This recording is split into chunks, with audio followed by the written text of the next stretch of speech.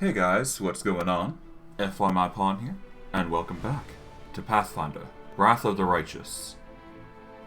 Since we last left off, if I do recall correctly, we managed to start our raid off in the Abyss, and we've managed to befriend and kill quite a lot of demons through our adventures, alongside some prep work on the side. For this stream, what we're going to be doing is we're going to be eradicating the Playful Darkness, and we're going to be entering the Abyss. Or at least that is the plan. But, without further ado, let's get into things and see what happens, because we got quite the difficult boss to deal with. So let's begin, and see how well we fare.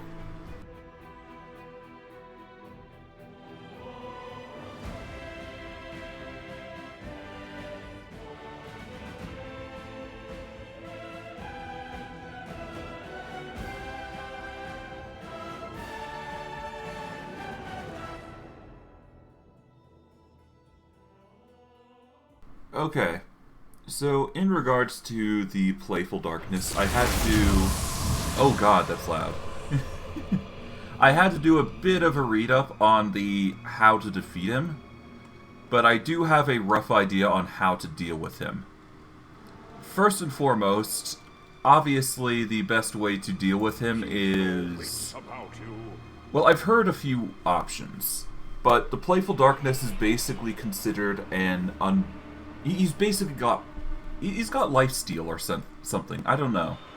But it's a really nasty set of abilities that he has, which really does suck for us. In fact, if I do get a quarterstaff... Hold on.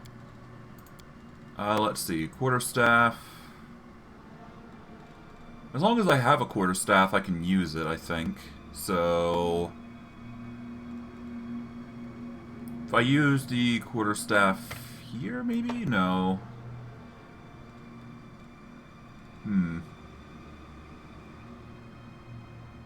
Do we have a quarterstaff on hand? Not really.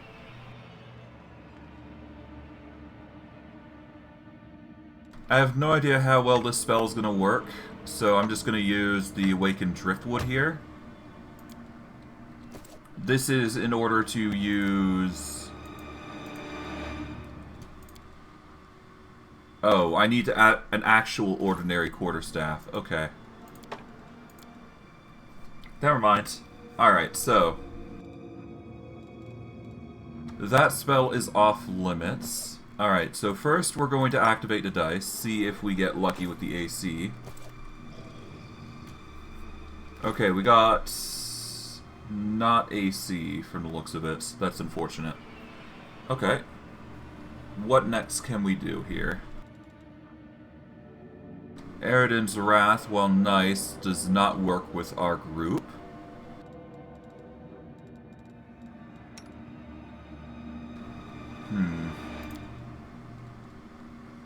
Full plate of Spell Nullify is tempting but not required. No one stands in my way. Let's see. We could do Displacement here, because we do have a caster level of what? We have a cast level of 25, actually. Wait, hold on. If we have a cast level of 25 on Sorcerer, then wouldn't that mean I could bring it up to 50 if I use Extend spell? Hold on, this is a third level spell, so if I have the extend spell wand, then I might be able to work with this. Hold on. Price in descending order, okay.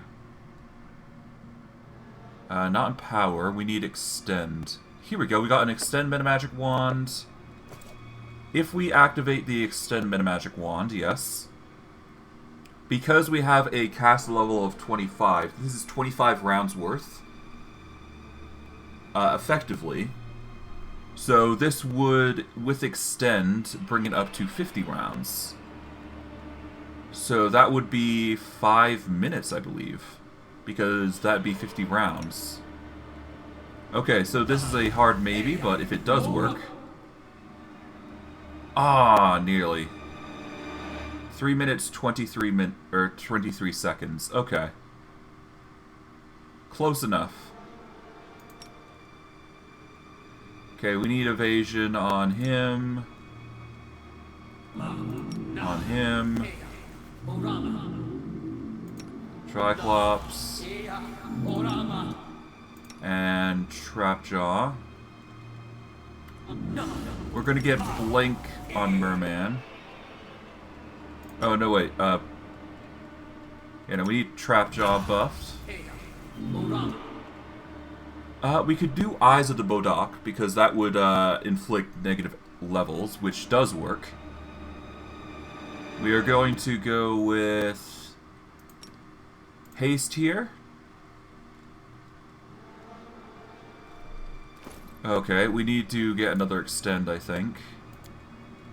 Where is it? Lesser Extend, here we go. Alright, we're going to do this. Sense Vitals.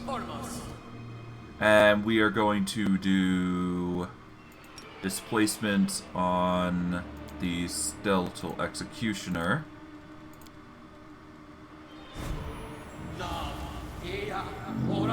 Okay, now we do have the Eyes of the Bodok. We are going to... Let's see, it's 1 negative level per casting, so we're going to activate this. And what else can we do? We've got Storm Bolts. We've got Obsidian Flow. I think the best thing we can do to initiate this off is the Domain of Hungry Flesh. And finally, we start with the Domain of Hungry Flesh here. Alright, now we have Skeletor back up. And we introduce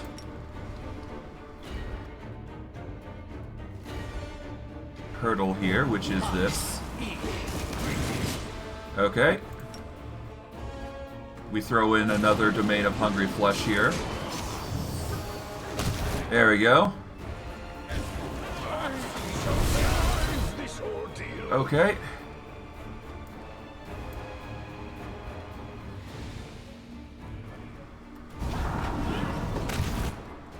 Okay.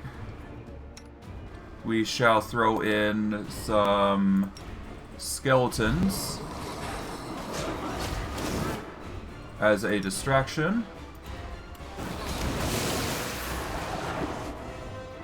Okay.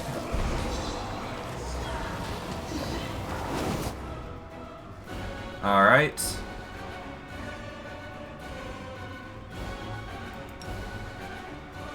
We can't give it to him, but we can certainly summon some undead here.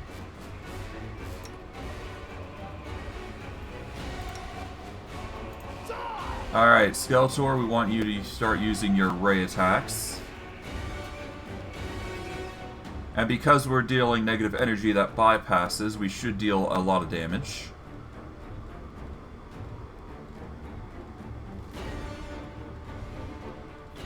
We will need to summon another undead creature here as a distraction.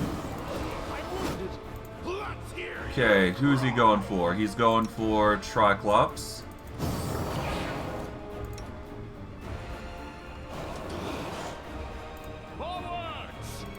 Alright, Beastman, we want you to go enraged here. Alright, come on.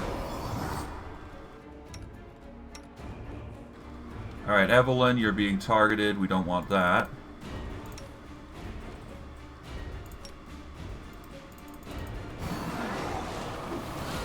Ah, pain.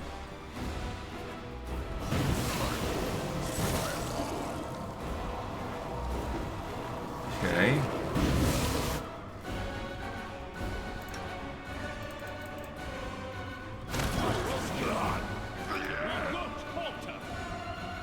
Man, this is annoying.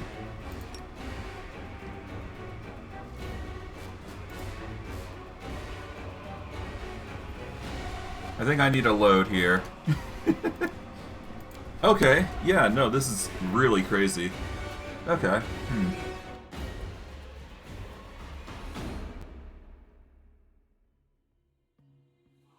Okay, so the one thing I did lack was summons, I think, here.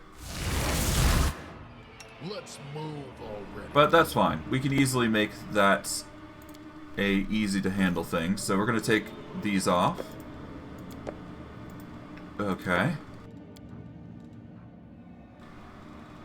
Alright, we need the lesser extend. We need the extend, which is somewhere here. Here we go, extend. And let's go with the selective spell metamagic wand, because this will allow us to cast a selective spell within our group, which should specify everybody in our group, actually. So we're going to start with the lesser extend here.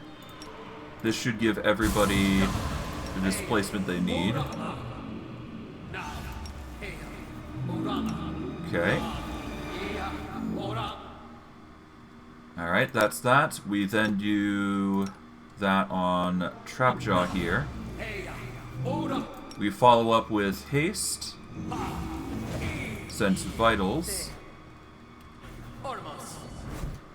We then follow up with... I guess... Blink. Let's go with displacement on... Well, we already got on Trapjaw, so I guess...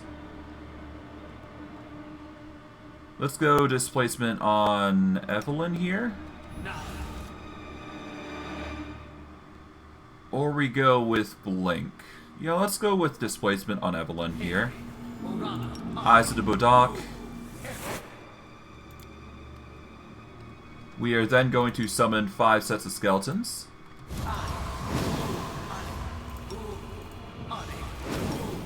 Okay. Alright, skeletons have been summoned. Perfect.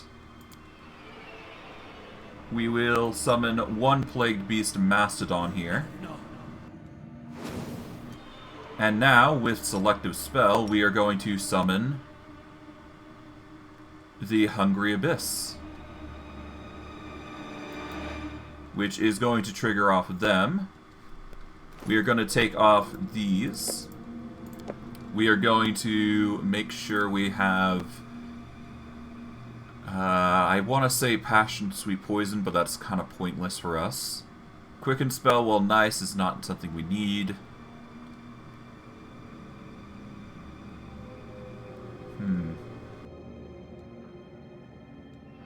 I guess Maximize is the way to go. So we're going to take the Rod of Mysticism. That gives us the Maximize spell. And I guess we can get the Lesser Maximize Rod, because at the very least we'll get some Maximize spells here. So right now we only need to maximize this, I think. Well, not that it's going to work anyways. What we can do is just do the Embrace of Death here, I guess. And spam it. We'll figure something out.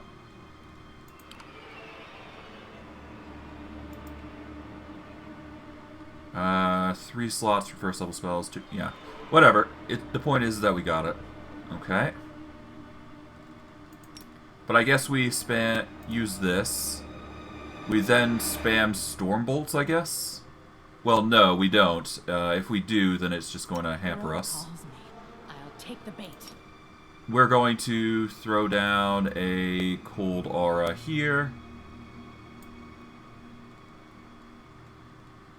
Is there any more AoE we can use? There is Greater Invisibility that we can use on Skeletor and Evelyn. Okay, do that.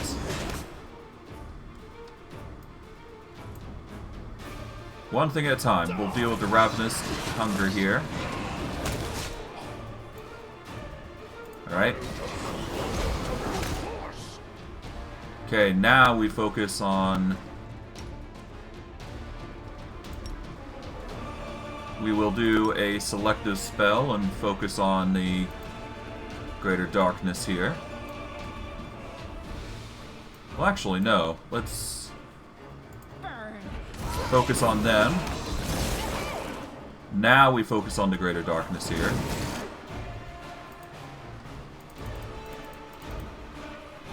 No, Skeletor, we want you back off. Let's hear you cry. I want you to cast a spell, not actually go at him.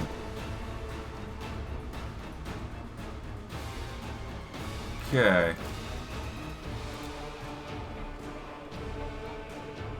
Alright, who are they targeting? He is targeting the...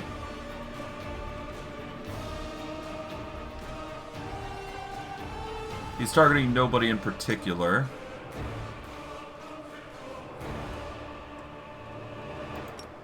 Alright, let's summon some more. There we go. Alright, is Eyes of the Budak on? Yes, it is. Okay. How's he looking currently? Let's see.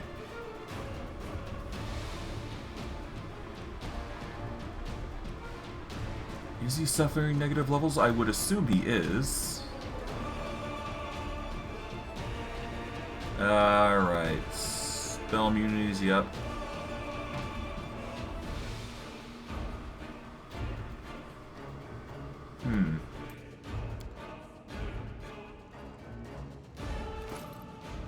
Can I get away with removing some spells? Because I do believe the guide said that, we can break spells on him if need be. Evelyn doesn't really have anything that will help here. Can he be well, what can he be restricted by? Let's see. So, slow, prone, paralyzed, entangled, difficult terrain, slowed, and immobilized. So difficult... Okay, so apparently, okay, so he can't be restricted in most ways that we currently do. We could reduce his AC, though. So what we're going to do is we're going to go with...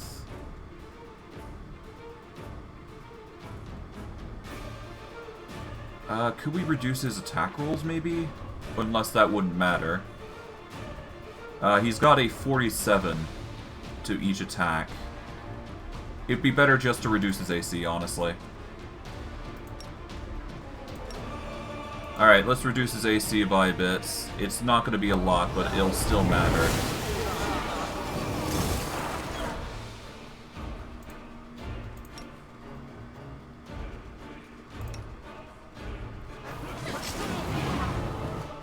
Okay, that brings it down to 64, touch of 30.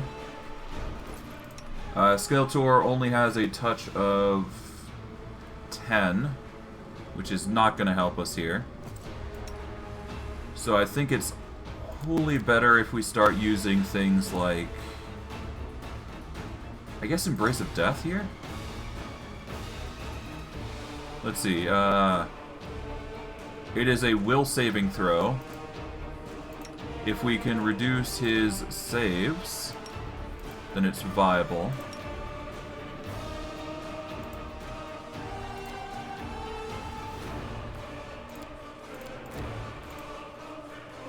Alright.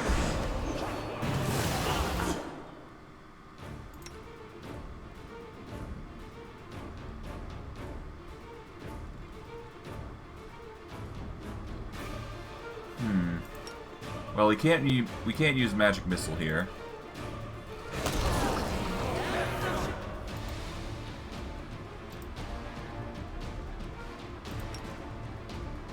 Okay.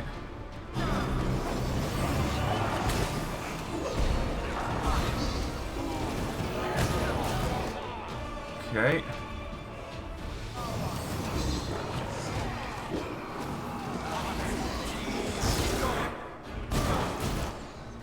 Alright, Skeletor, why are you going melee? Ah, you fool! You foolish fool!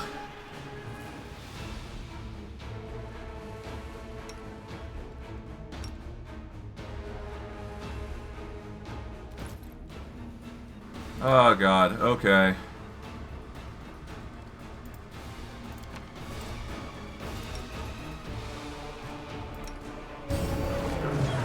Alright, this might be a loss, I think. We'll see.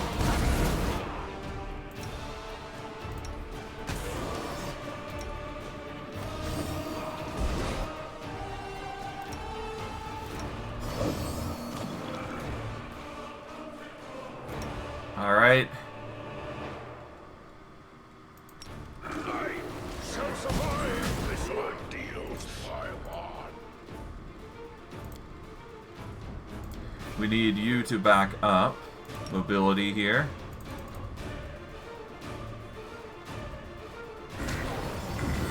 Are you kidding? Yeah, no, that's a load. Man, this is painful. As you can tell, we're gonna be here for a while. Okay, how do we do this? Well, we're getting there with damage. We just need to get lucky on the RNG, really. That's all it comes down to, ultimately, in the end.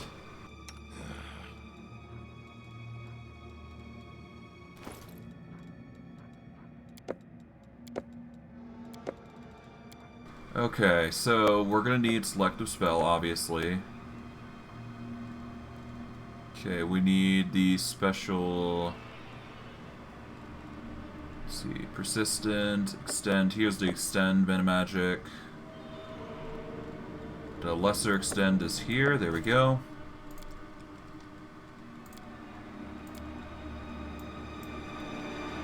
Alright. Starting with lesser extend, we're going on Merman. Beastman. Triclops. Extend for Trapjaw. I guess we'll do one for the Executioner. And we will do haste. We will prepare Eyes of the Budok later.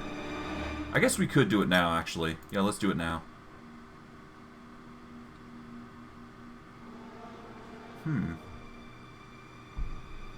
For 1 round per castle level, you gain a gaze, giving your enemies 30 foot a negative level each round. So this would last...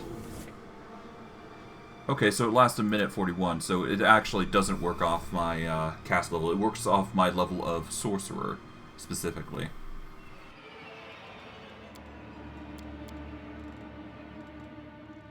I kind of wish I could use Vampiric Blade for other people, but I don't think I got that luxury. We will do invisibility, or greater invisibility on... Yeah, we do greater invisibility on Skeletor and Evelyn here. There we go. We're going to use Mirror Image here. We're going to use Blink.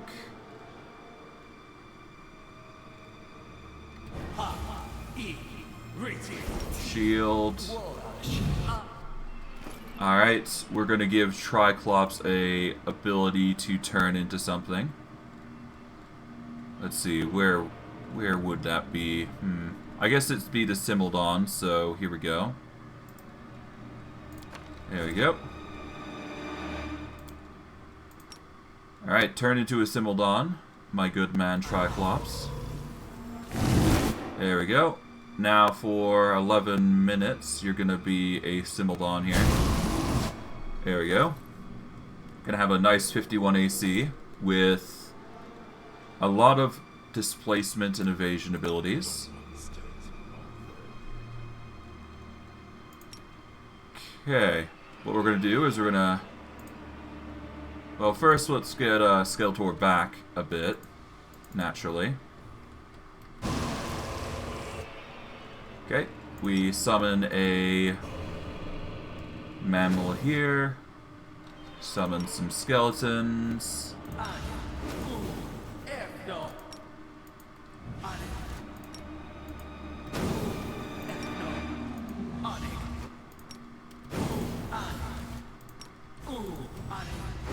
There we go. What else can we do here?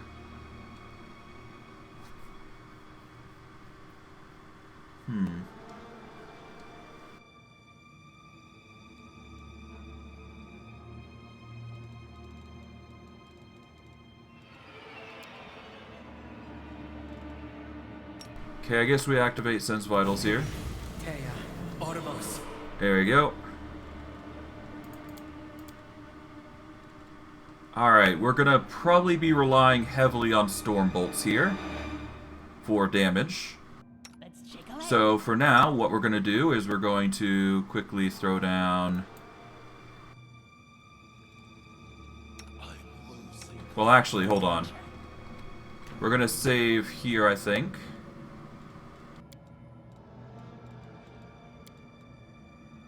Yeah, we're gonna save here. Use this as a temporary save. And see if we're able to handle it. Well, actually, hold on. Let's... Well, I mainly need it to determine if the conjuring and summoning works here. Alright, we got it. Alright.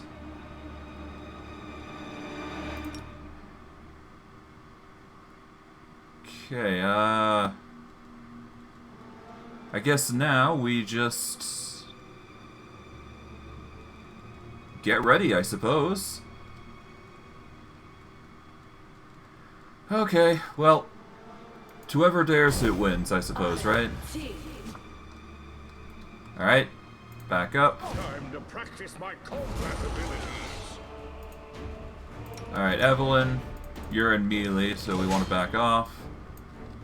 Start with these Ravenous Shadows here. There we go. Alright, we move on to these Ravenous Shadows here. Or better yet, we focus on him, don't we?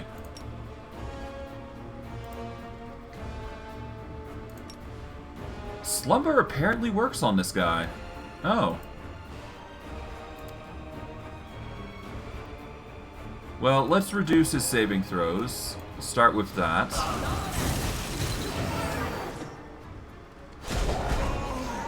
Okay.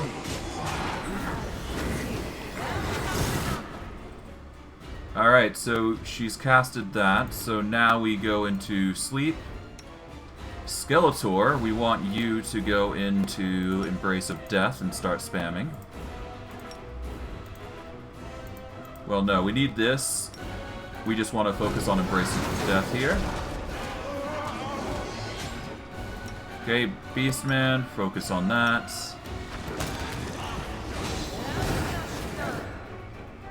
Okay. Will save on Embrace of Death. Slumber succeeded. Alright.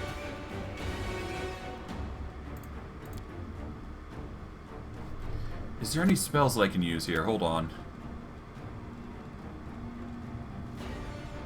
We've got some high quality spells, like Cleanse and whatnot. We don't actually have heals, do we? Unless I'm mistaken, in which case, there we go. But we do have harm spells, which are something he is immune to. Pillar of Life, actually. Hold on. We need Pillar of Life, actually.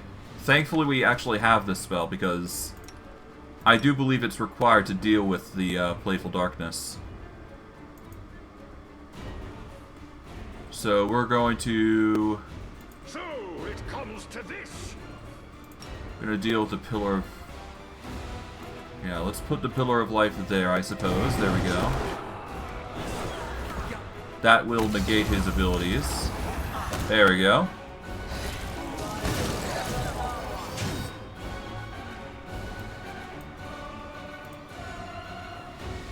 Alright, Pillar of Life. Gonna start reducing his AC.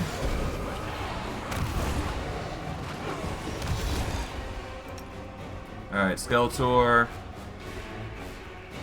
Use selective spell. Not that it's going to be useful here, but we'll use Storm Bolts at least. Okay, there we go. That's one.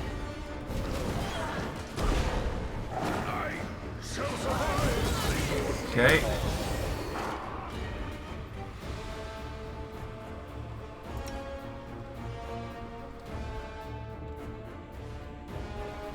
Okay, Playful Darkness is going in ham. Kind of sucks I won't be able to hit him normally.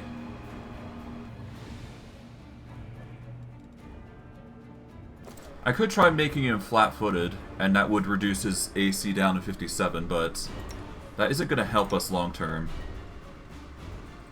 Do we have any spells that'll help us deal with him, though?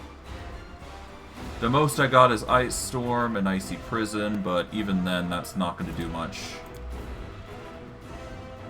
The most I can think of is get some holy damage on his butt.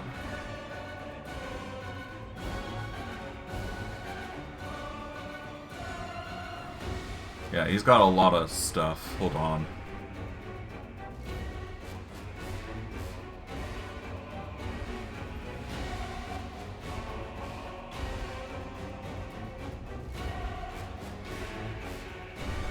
The alchemist has mastered preserving flesh and applied the knowledge to his own body, turning himself into an undead-like creature.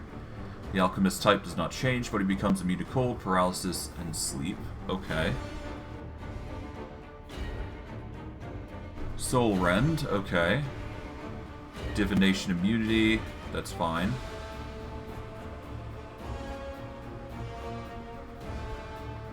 But it doesn't specify whether mummification...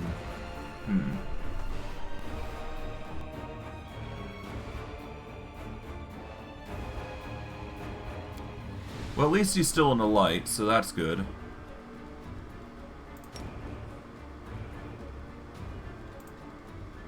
Okay, let's reduce his saving throws again. And see if we can't get slumber on his butt.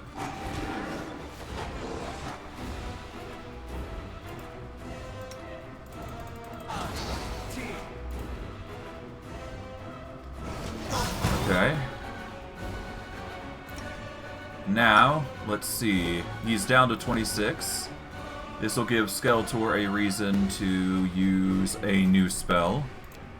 Do we have any high-level ending spells that can help deal with him?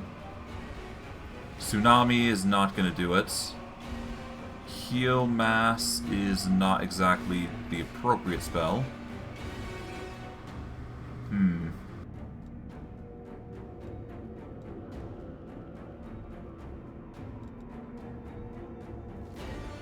Firestorm, maybe? No, Firestorm won't work. Sunbeam. Tempting, but not gonna work here.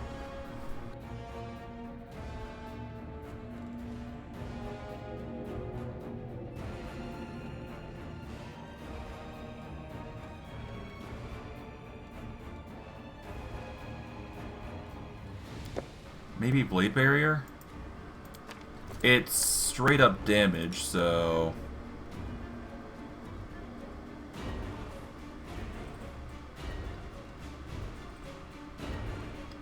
Where is Skeletor anyways? He's there. Okay, so... I mean, it's worth a shot. There you go.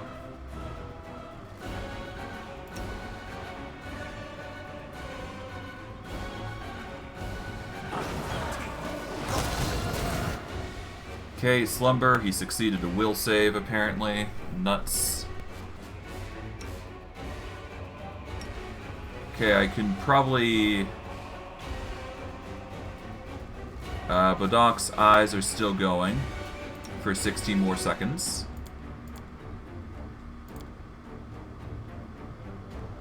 Alright. He can't be tripped prone, unfortunately.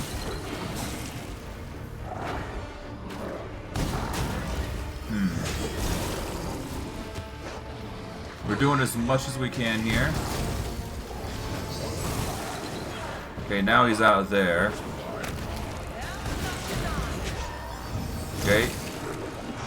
How are you able to see? How are you able to... Oh, I guess they got visible. Oh.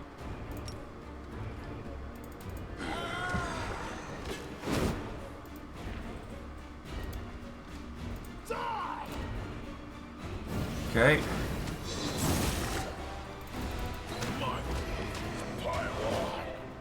Let's hear you cry.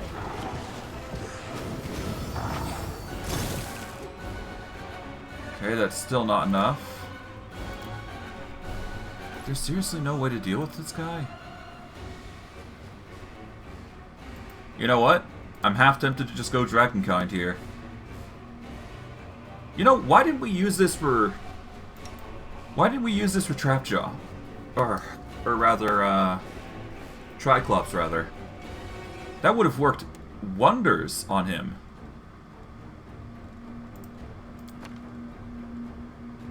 Well, that's annoying. Well, worst case, let's see.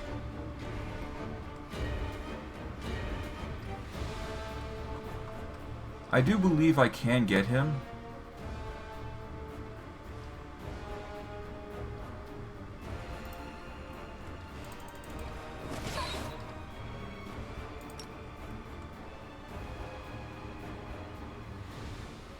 How am I supposed to target him in this mass? Run them through.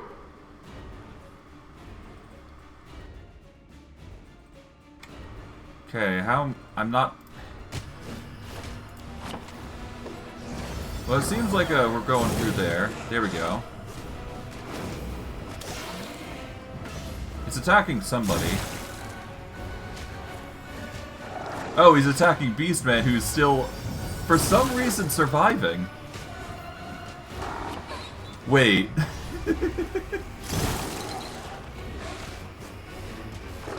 This might be the strat.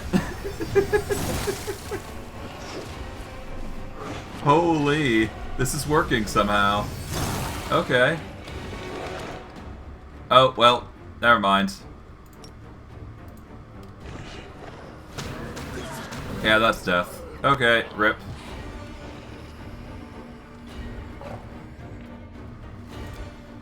Okay, well, we need to load this up again. Unfortunately, this is just gonna have to be my life for a little bit. We should be able to beat him, it's just tedious more than anything, how we go about it.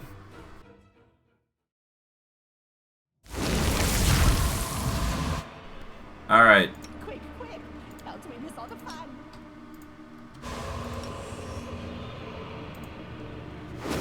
Okay, there we go.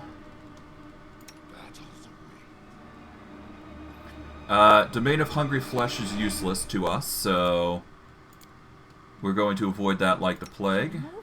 We shall move. So many shots. So little time. Let's move. Alright. For you, Triclops, we're actually going to change up your ability, so we want to change you back. Alright, turn back. Now, if we have it still, yes we do. Use Dragonkind Red here. Thank you very kindly. That should get you to... Yep, that's a lot of AC. Alright. Not the best results, but whatever.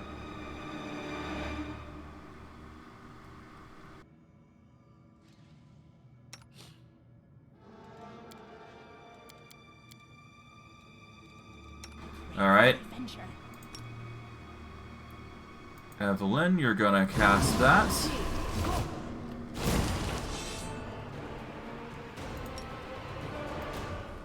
And then you're gonna dismiss the aura here.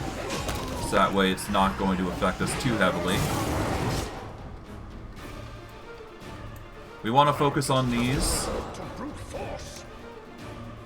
Okay, we want Beastman to go into its fury. There we go. Now we focus on the Playful Darkness. Merman, we want you to take out your ability here. We're going to activate this.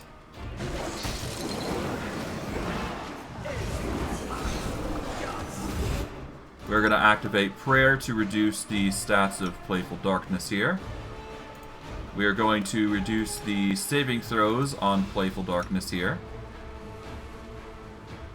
And we're going to start spamming the Thunder,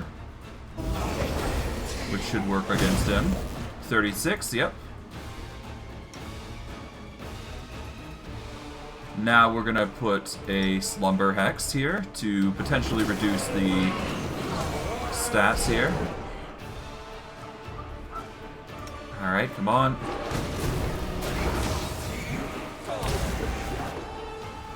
Okay. Another Slumber successful. Well, no, Slumber not successful, but still. We're going to aim for the con damage now, as we deal even more damage. In fact, I'm going to take... do we have Greater Maximize? I don't think we do. We do have Passion Sweet Poison, but that's not going to work too great here. Skeletal Finger, no. Greater Reach, no. Lesser Maximize is not going to work, as is the 6th level Maximize.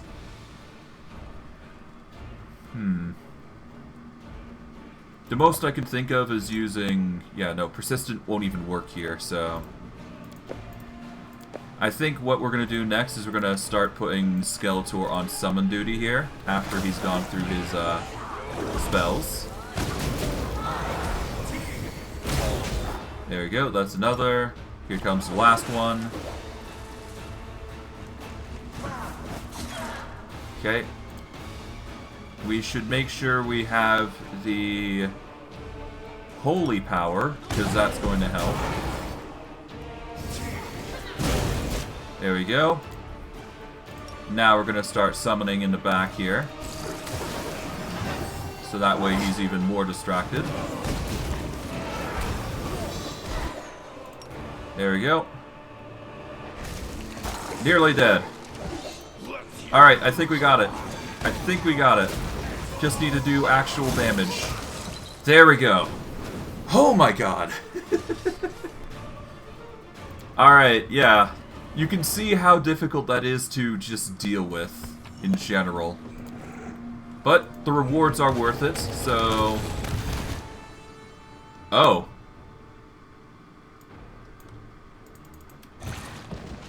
Yeah, the Holy does kind of bugger you over, doesn't it? Or bugger us over, I should say. Well, regardless, we get a ton of loot, so that's not bad at all for us.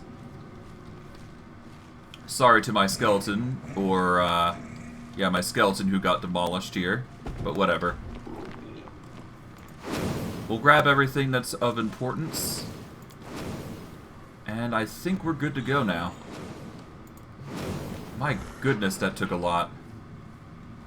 Alright, Skeletor, we're gonna want you to go and heal undead. Triclops, move up so you can get in. Wait, is Triclops not affected by the healing? Let's move already. I guess not.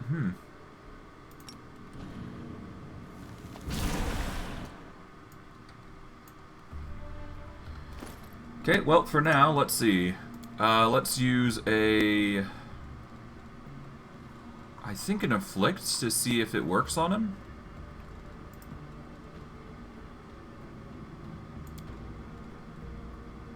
That actually doesn't work. Will healing work? Alright, so 45, 53. Okay, so he's actually using healing. Okay, use until fully healed then. Let's see. Use until fully healed. There we go. 33. And 58.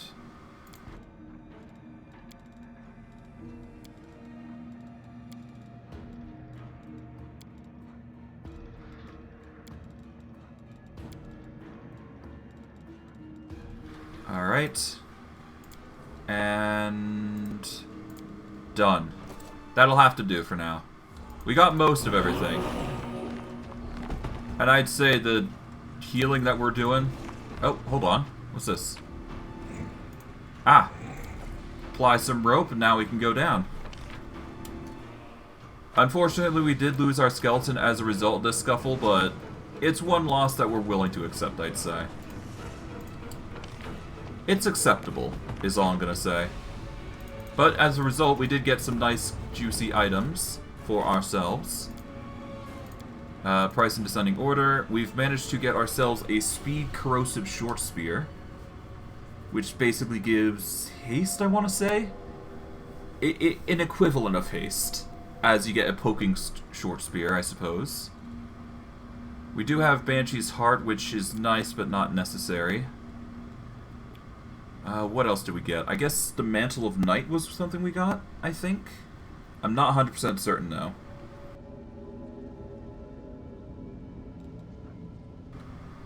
Yeah, I don't really see anything too particular that we got. I do believe the helmet is something we got. Whenever the wearer of this helmet lands a hit with a melee weapon, the target must pass a fortitude save or suffer bleed damage that equals the wearer's strength modifier for 1d4 rounds. This bleed doesn't stack with itself, but stacks with bleed effects from other weapons. Or other sources, rather. Cool. That's a pretty nice ability. So if you're going to go for bleed, that's the way to go. Is there anybody who could use this? Honestly?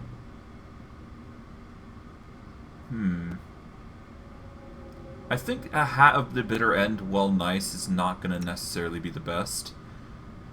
Blazing Crown is something we keep for Triclops for obvious reasons. Is this a Beastman thing?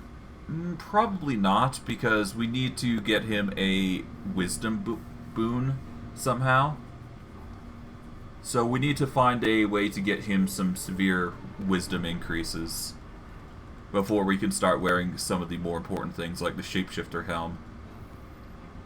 The Helmet of Camaraderie is literally the best thing for Merman.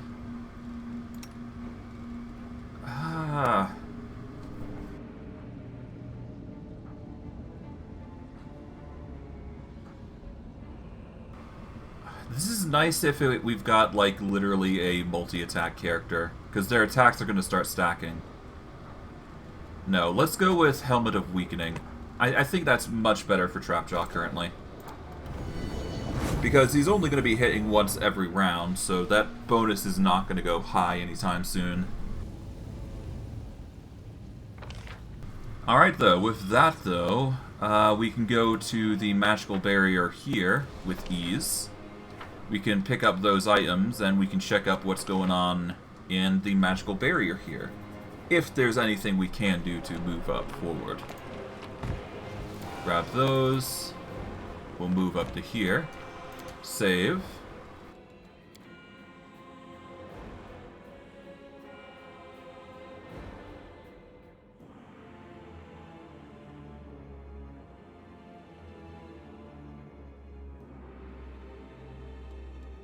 There we go, stream 30.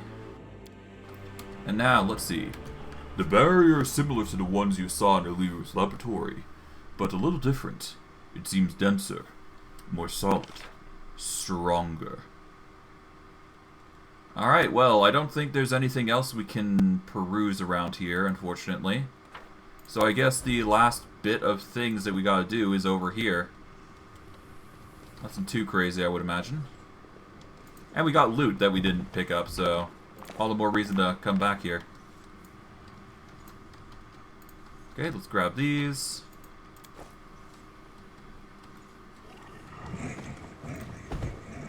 Okay. Anything else? No. Wait, hold on. Oh, so we can close the door here. Alright. I guess we report in. Alright, well. The altar is covered in the same symbols as the door in front of it, and it has 3 slots marked in the symbols of 3 great demon lords, Discari, Baphomet, and Noctulia. Let's insert the key of Baphomet's servants. The key fits perfectly and starts to emit a disturbing glow. Now discards. The key fits perfectly and starts to emit a disturbing glow. And finally, Discari's key fits in. When the last key is inserted, you hear a rumble. The door in front of you opens. The way to the heart of the Fane is clear.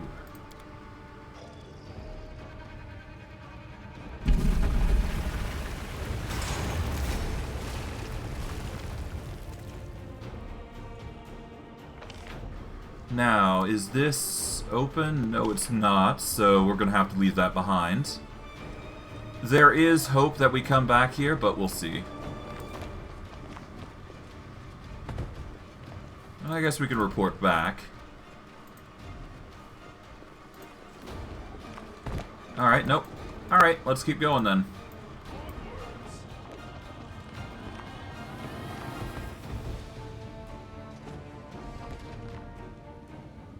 Oh, hello. You are blinded by a sudden flash. It feels like giants are hammering on your temples, and a monstrous pain lashes in your chest. Your wound has reopened at the worst possible moment, and it's gushing blood. You sense the malevolent proximity of the abyss. You can almost touch the threat emanating from it. Slowly, almost reluctantly, the wound closes, but the pain and your heightened awareness remain. It is a good game, yes, Aqueducts. How you doing? The hall bears the traces of the huge Baelor's anger. Some demons are lying on the floor, literally ground in a bloody mess, while the rest are cowering against a wall. Monago, shivering, covers the wound you dealt her with one hand, while trying with the other to wipe away the blood oozing from the symbol carved in her forehead. Let me into the rift, Tarazand! We're all going to die here! Trying to fight back. It's madness! No one goes into the rift. You will fight, all of you, or else. The Baelor unleashes a deafening roar, their eyes on his huge head filling with true madness. I see. Good to hear. I'm doing quite well myself.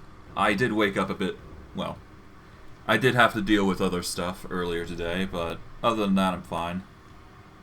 But yeah, no, I had a late day today. But it's fine. I'll still stream for the usual time I go for, 3 to 4 hours. Ah, I see.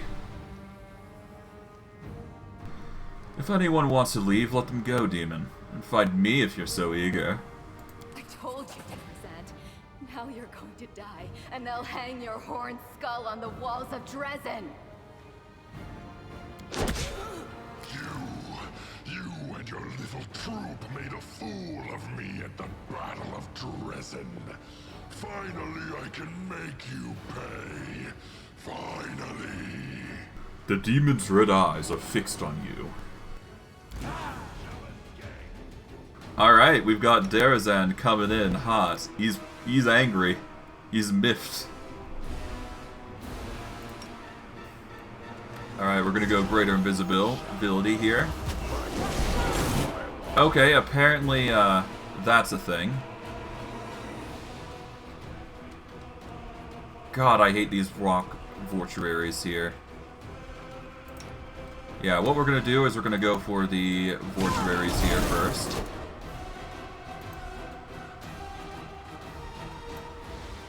Alright.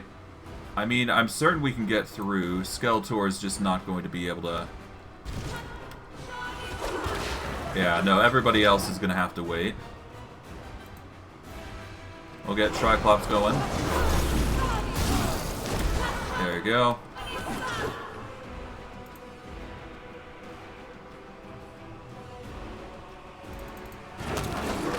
Okay, if we go there, we can go and target that one. There we go.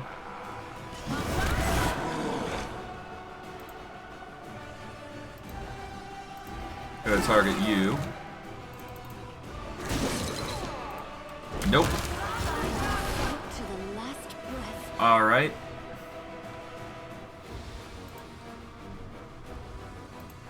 Alright, let's go with Darazan now, with Beastman. We'll go into a rage there. Evelyn, you're fine. Skeletor, you're fine. Can't really do much about this.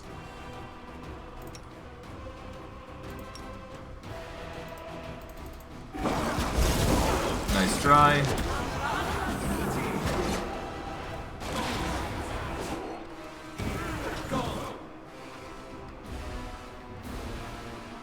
All right.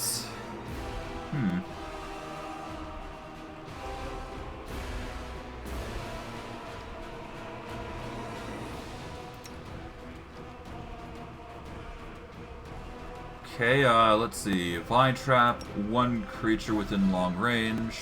I don't think we could target Darazan, but we can try. Let's see. Domination, he's immune to most dominate spells. Electricity, fire, and poison. Okay, so he can still be entangled by Vine Trap, so let's just ruin his day.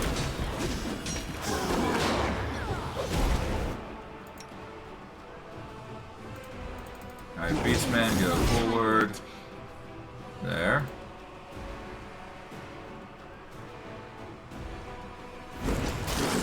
Alright.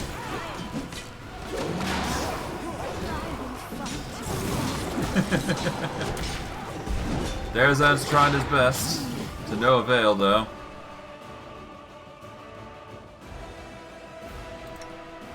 Alright, yeah, no, we need to deal with you now. There we go. Now we got Darazan to deal with. Okay, apparently he's being targeted. Ah! Oh, right!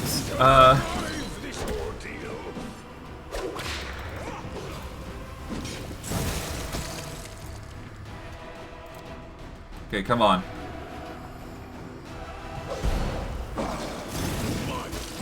Okay, Pain.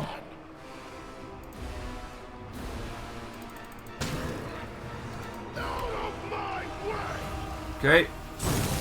There we go. Got him. I went down, though.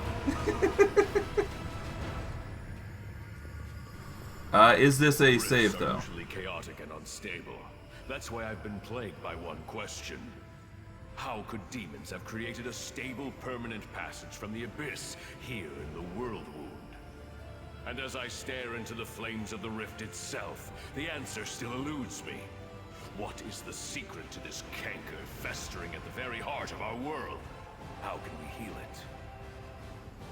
My friends and comrades, the time has come for us to discuss something of the utmost importance. It is here, on the threshold of the abyss, that I must announce an important decision before you all. But first, we shall talk about you, Commander. About how well you have discharged the duties I entrusted to you. The Queen lingers for a few moments, staring at the purple flames of the rift. My righteous sister in faith, must these discussions take place now at such a moment? The enemy is watchful, and its forces are great. That is what we must turn our attention to, not scrutinizing our fellow Crusaders. In the 100 years that this war has lasted, not a day has gone by when I haven't thought about how we can win it. That is precisely why we cannot delay the conversation any longer. The Queen says this harshly. After everything I've done for the Crusades, you're going to put me on trial? Not a trial, merely a superior evaluating the actions of a subordinate. May I remind you that it was I who entrusted you with your title and an army? The first and most glaring issue I'd like to discuss is how you have used the divine gift that was bestowed upon you. Oh. An aura of necromancy hangs over Dresden. My clerics and paladins tell me they have never seen anything like it, even in Geb, and its source is quite obvious. Yeah, so? A commander's absolute priority is leading the Crusader armies. and I cannot help but notice that you have handled this part of your responsibilities well. Effectively, I've executed the role of military commander during the assault of Dresden, and preserved the better part of my army. Among the decisions I find most questionable is your use of Vescivores in the battle for Dresden. A foolish, dangerous, and reprehensible idea, given that the soldiers who carried the bait for the swarm weren't warned about the nature of their mission and perished to a man. Yep, we took a risk to use the vivisectors, so... I cannot but notice your strange choice of companions. The good gods teach us to seek the light even in the darkest soul, and to believe in redemption. But it is one thing to believe in the good intentions of a murderous succubus, and, for example, send her to a temple of Desna to be cared for by experienced priests. But it is another matter entirely to take the demon with you to the front lines, where one well-timed stab in the back could put a tragic end to our entire Crusader cause. It is unthinkably reckless. With all due respect, my lady, Arushale has proven herself to be a faithful and reliable comrade. She has fought bravely for us, and we both want to see the demons defeated. Is there any reason to reproach the commander for accepting her into our party? You can find reasons aplenty in any Mendevian cemetery, Sealer. Each one is full of the graves of those who were deceived by demons.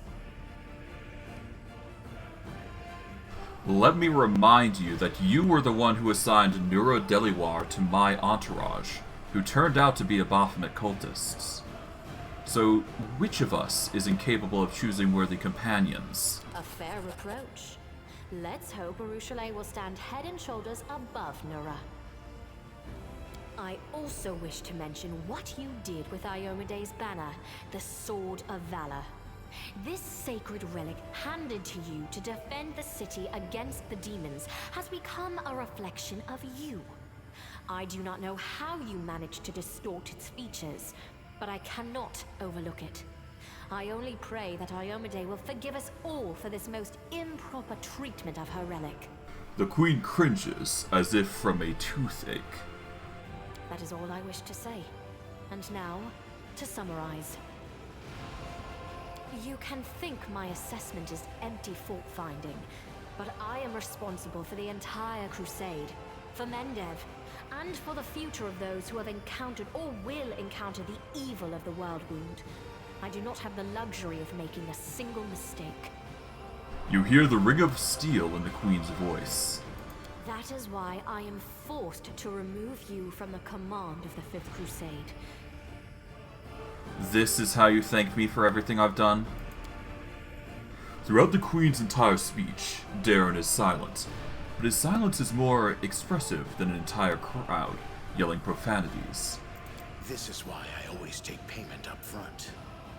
The customers become very shifty when everything is done. Grinning, Greyborn nods. I deeply respect the desire to bring discipline to the Crusades, but not all the accusations you leveled at the commander are guided by that desire.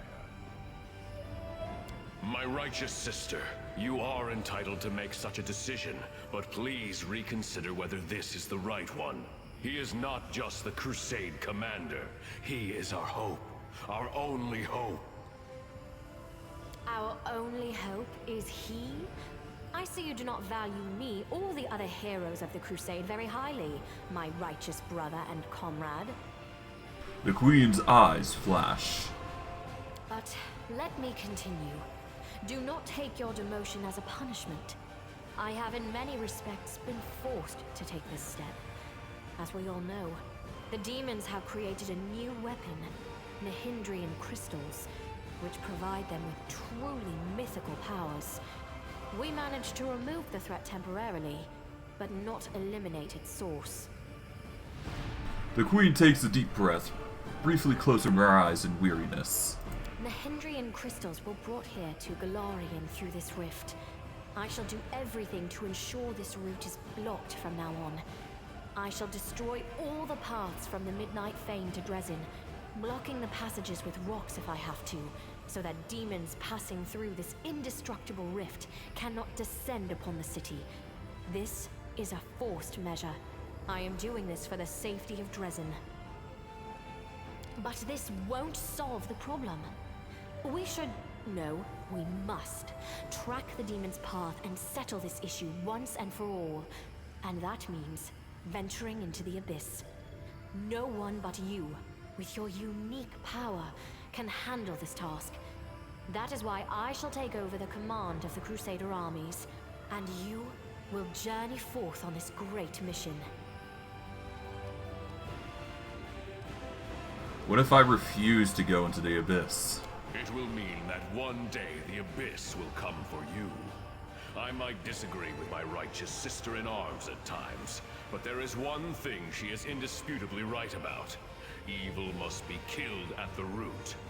The Nahindrian crystals are too great a threat, and we may never get another chance of reaching their source. The Handly Inheritor answers before the Queen can. Correct. I imagine I'll be up to the task of leading the Crusaders. 100-odd years of experience must count for something, but your mission in the Abyss is critical. If you destroy the Fane and its exit, how will I return to Galarian? Don't worry about that. I will go with you, and I know the secrets of traveling between planes. I have also been to the Abyss before, and I have fought the beasts that dwell there.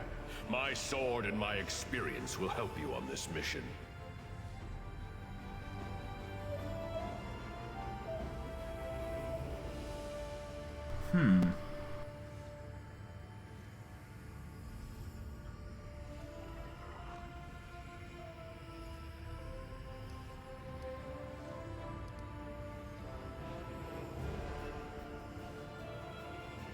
I will go to the Abyss, but don't think I'll forget the way you treated me. The Queen's brow furrows, but she refrains from comment. Valor, bravery, and loyal comrades. We have all this in abundance. With it, even the Abyss holds no fear for us. The angel lays his hand on your shoulder. Wish me luck as well. Until next we meet. The Queen's eyes dart away, and her knuckles turn white as she grips her hilt. Thankfully, none of us have died from this, but we did lose... We did lose our animal companion, but, it's a small loss we can tolerate. So, no big deal. Alright, let's grab everything we can. Gold coin with Baphomet's mark. Menace of Death. Whenever someone dies within a 10-foot radius from the wearer of this amulet of natural armor +3, the wearer gets the effect of the haste spell for 2d3 rounds. This effect is renewed each time someone dies after someone dies. After this effect wears off, the wearer cannot make any weapon or unarmed attacks for 1d3 rounds. And Rupturing Storm.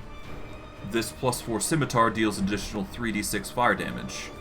On a critical hit, it creates fire sparks that stick to allies' weapons, granting them the flaming enchantment for d3 rounds, as well as granting the wielder and allies fire resistance, 20, for the same duration. It's an okay item, but nothing too spectacular, I'd say.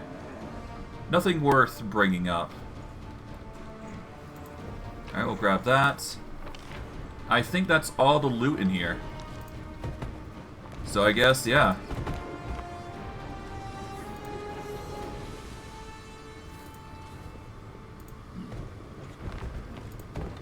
Now, I guess we go through here. Time to go through the Nexus. We'll collect all and dip. The commander has stepped through the rift, and now there is no going back. Onward. To solitude. To the unknown. To the abyss.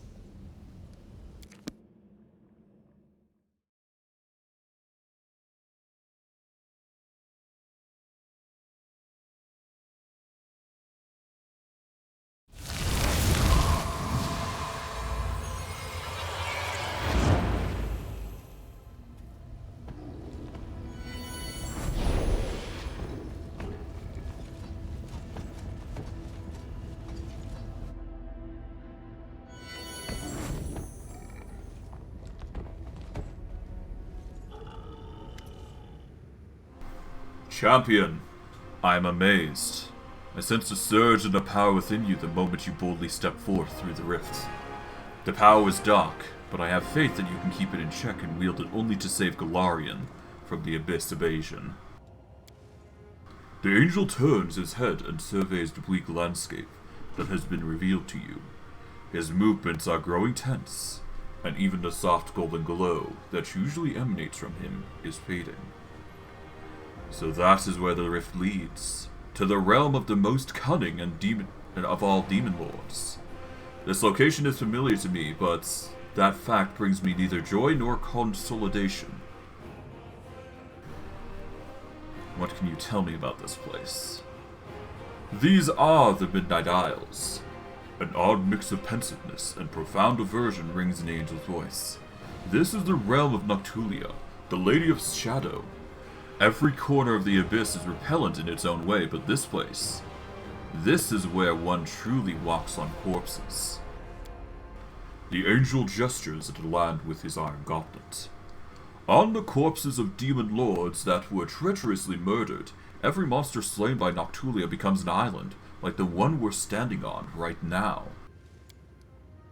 This place seems to be created specifically to befuddle the hearts and minds of the righteous. What I mean to say is the demon lords are our enemies, and their deaths should please us. But as I look at this black sky, I realize that sometimes the death of evil creates even greater evil. Why would Noctulia kill the other demon lords? For power, of course. Every new murder that she commits extends her realm, and the greater her realm, the greater her power. The ambitions of the Lady Shadow are great, and she knows no mercy. So the archipelago has become much larger than her in the millennia of her rule here. What does Noctulia have to do with the invasion of Golarion? I do not know. Before the idol that we saw in the Midnight Fane, I had not seen any trace of her influence in the world wound. But it is no wonder. The Lady of Shadow values guile, subterfuge, and devious plots.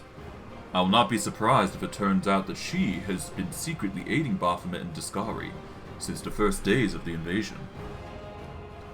What should I be wary of here? Beware every shadow. The angel answers without hesitation. This is the Abyss, the plane of chaos and evil. It would be fair to compare our mission to that of spies sent deep into enemy territory. We do not belong here, and everyone and everything that does not seek to kill us on sight will either kill us slowly or use us for unimaginable evil. It's a shame that we cannot hope for the protection of the Sword of Valor in this place, or the one that used to wield it. You should have sensed it already, how different everything feels without the banner's holy protection. What's our plan? We need to find the source of the Nehandrian crystals and destroy it forever. If possible, we know for certain that the crystals were transported to the World Wound through the rift that we used to get here. What we must do right now is take a thorough look around. We need to understand what this place is, and what they are doing with the crystals here. Whether they were creating them, or mining them, or bringing them out here from somewhere else. I would also like to know who was in charge of the demons on this side of the rift. There's still many traces here, or even some documents and witnesses. Onward then. Be careful, champion. I will await you here. But yeah, with that, we've now obtained Mythic as a result of our antics. Of course, we used up some abilities, but it's all fine. We still got the Blessing of Unlife for most everybody. Let's see. Blessing of Unlife does not count for Triclops, though, unfortunately. But hey, that's just one thing. We can continue our leveling in Lich, so that's plus. Let's see. Lich and all his companions in a 30-foot radius cast spells as if their cast level was 2 levels higher. Okay. Cool. We've got the... We are a leader of a small cult of undead, created by my own hands. I've become famous as the indomitable commander of the 5th Endeavian Crusade against the World Wound. Okay. For millennia, powerful necromancers have dreamed of a power that could rival divine. They've created cults in their own names and attracted many followers. Thanks to his legendary powers, Skeletor has managed to achieve a much greater success than the others, and he has acquired a talent to bestow divine spells upon his followers. From that moment, the undead created by him need no other deities to cast spells. Okay.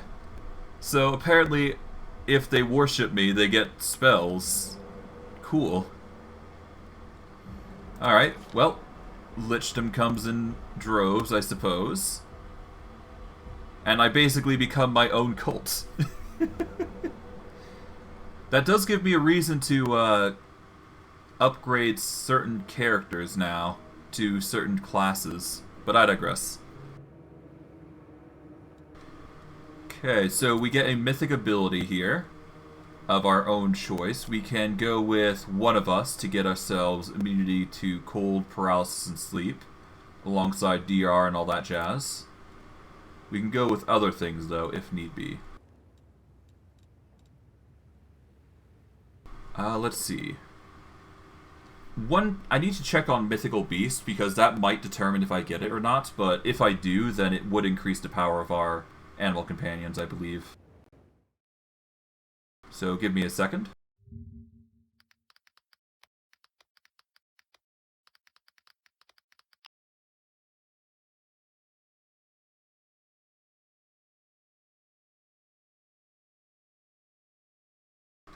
Let's see.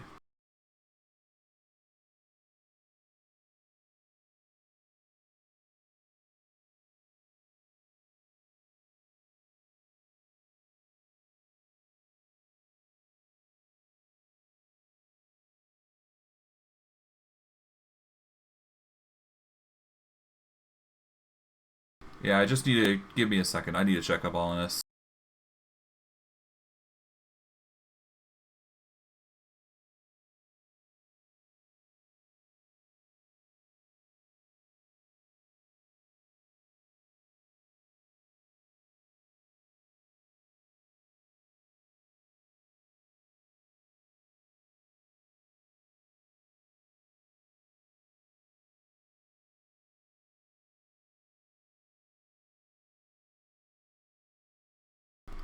Let's see. Nothing so far.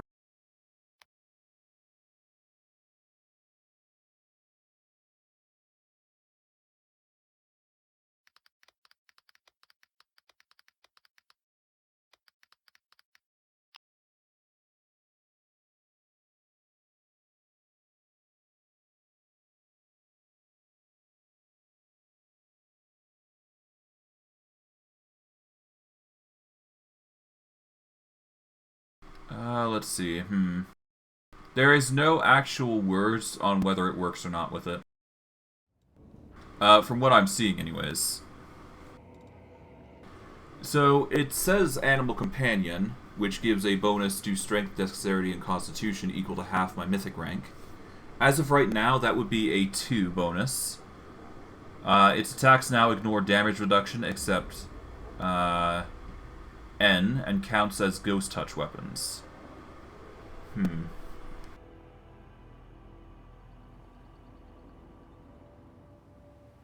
The problem is that I don't know if it specifies the skeleton as well, or not.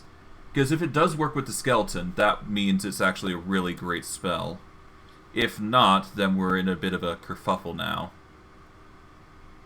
Alright, all undead under your command within 50 feet gain a bonus to their strength, dexterity, and charisma equal to half your mythic rank, plus 1. Because if we can, getting the Mythical Beast upgrade will allow us to get another additional plus 2 to strength and dexterity. Maybe not to... Constitution would be ignored, obviously, but it would still be a plus 2 strength and dexterity, which is pretty good. It'd also give a Ghost Touch to our weapons, I do believe. Although I guess Lord Beyond the Grave also gives us damage reduction, or ignoring, but I guess it really depends on what we want to do. We could do a second mystery here if we really wanted to. And it would give us more spells for the Oracle mysteries, but we don't use that often enough. We could get another bloodline, I suppose, if we really wanted to. Get something that gives us, I don't know, fire resistance or, I don't know, something crazy. I mean, we're already getting the bloodline for, what's it? We're already getting the bloodline for what it is. The bloodline ascendants. Yeah, we're already getting undead. I guess the next best thing I can do is favorite metamagic here. Couldn't I? Yeah, this would reduce it to a minimum of 0, so select this spell would basically be free, I suppose. That would be the best course of action is what I could do. For what I could do, rather. Maximize, quick and reach. Extend is also an option if I were to go favorite metamagic as well. Because that would only give us more reason to give every spell the buff there. But other than that, I don't really see much use there.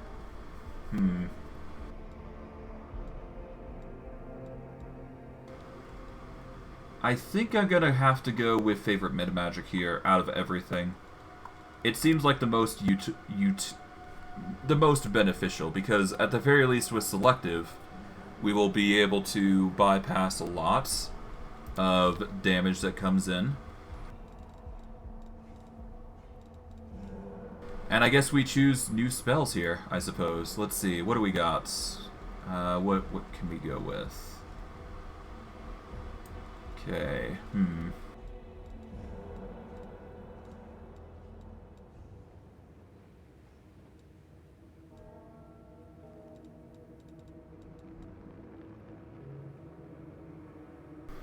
While protection from alignment communal is really nice, I don't think we'll be able to benefit from it. I could go with a buff spell, couldn't I? Because we're always going to need those, but yeah, we shouldn't need it for the late game. Let's go with Acid Arrow, because that's a nice utility spell, and then we'll go with Blindness. I could go Bone Shaker here, but it really doesn't seem that useful, so... The most I can do beyond that is like an Evocation, but I got most Evocations. In fact, I'll go with Scorching Ray instead. And I guess we keep Blindness? Yeah, no, let's go Acid Arrow, why not? Scorching Ray, Acid Arrow. We want to keep with Evocation-based abilities if we can. There is Vampiric Touch, but we don't need that. We'll go with Battering Blast for a push ability. Or we could go Force Punch. I like Force Punch better than Battering Blast, I think. Actually, no, Battering Blast is a little better. Yeah, we'll go Battering Blast. Alright, let's go with 7th level spells here. Let's see, what do we go with? Polymorph Greater will give us Large Symmeldon, Shambling Mound, Elemental, Wyvern, that sort of thing. I do believe Polymorph Greater is just a vital spell that we can use, so we're going to keep that. What else do we got? Got quite a few good ones that we can utilize. Circle of Clarity. Tempting, but not necessarily the required one that we're going to want. Firebrand is going to be nice.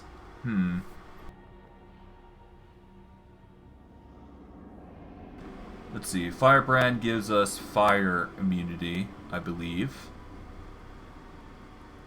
And all target weapons get a bonus. That's pretty good. There is Ice Body and other such things, I suppose.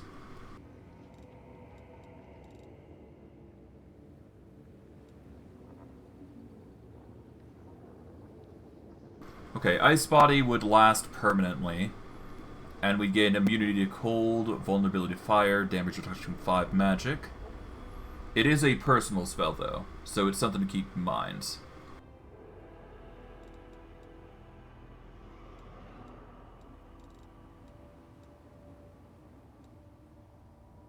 Okay, Finger of Death gives us that's an instant damage. Their Key Shout is the only evocation spell that we get, I think. Against Prismatic Spray, that is. Which is another interesting one. Creatures in the area of the spell with 8 hit die or less are automatically blinded. Every creature in the area is randomly struck by 1 or more beams, which have additional effects. Baleful Polymorph, Insane as the Insanity spell, sent to another plane forever. Creatures struck by 2 rays receive both rays effects at once. So it's basically a D100 attempt, and there's a chance that you get sent down wherever, I suppose.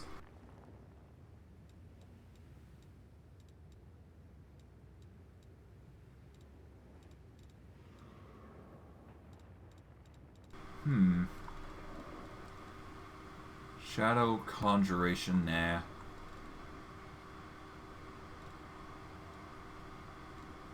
Caustic Eruption is an evocation, actually. Hold on. All creatures within a 30-foot radius burst, centered on caster. It deals a d6 per caster level to creatures and unintended objects in the area. Each of the next 2 rounds, creatures and objects that failed their save against the initial burst take an additional d6 of acid per 2 cast levels. Maximum 10d6 unless the acid is dispelled. So that can get up to 40 damage if needed. Or 40d6 rather. I think I go with Caustic Eruption here. It's an odd choice to be sure, but we got Selective Spell. So Caustic Eruption really becomes powerful there. We could go with Firebrand as well, that is an option, but I don't see it being useful in the long term. Polymorph Greater is mainly to be used for other people who need it for later on. And we get some nice new 9th level spells, because we're at that point, I suppose. Corrupt Magic. It functions as a targeted spell, but it can spell multiple spells, starting with the highest level spells and proceeding to lower level ones. Additionally, the target receives a -1 penalty to attack and damage rolls, saving throws, and AC for every dispelled effect. I make 1 dispel check, DC, or 1d20 plus your cast level, plus any other additional things, I guess, and compare that to dispel with the highest cast level, DC 11 plus cast level. If successful, that spell ends. If not, compare the same result to dispel with the next highest cast level, and repeat until you have dispelled 1, or you have failed to dispel every spell. Okay, so basically Corrupt Magic is very OP in regards to dispelling effects from a target, which is really good. Okay, Negative Eruption counts as the harm spell, but affects all creatures in a 30-foot radius. Additionally, all affected undead creatures gain a +2 to attack, damage, will, and twice the cast level temporary HP. If used on an undead creature, harm acts like heal. Okay, so basically it's a mass AoE heal for us. Flay for purpose. Every creature has purpose in life, and that is to serve you. The target is affected by repurpose, except the damage is 2d6 per round. After that, the target makes a fortitude save. If it fails, the target takes 10 points of damage per caster level. Okay, that's an insane... Okay, so basically it's corruption on a insane level. Alright, but that's Skeletor. He no longer needs to... Well, I will need to prep his spells in order for them to be selective. But most everything selective is going to be used, so that's good. Alright, we can go favorite metamagic here, get selective as well, if need be, for Evelyn. I don't really see anything else being helpful to her, so I think that's just going to be what we go with. But anything goes, really, I do believe. So we can go favorite metamagic selective here quite easily. Alright. Now it's time for you. Let's see.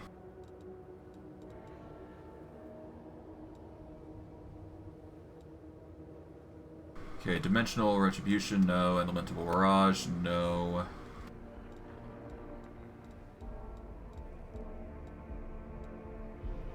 Let's see.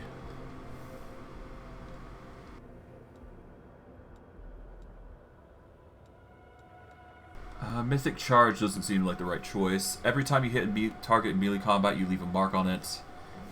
Tempting, but not necessarily the right choice, I think. Your allies within 50 feet gain a bonus equal to half mythic rank +1 to their initiative, their saving throws. Okay.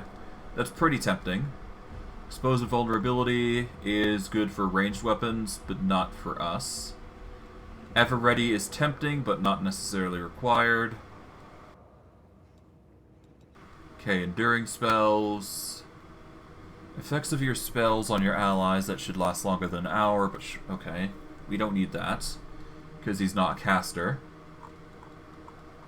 Cleaving Shot, nope. Best Jokes, no.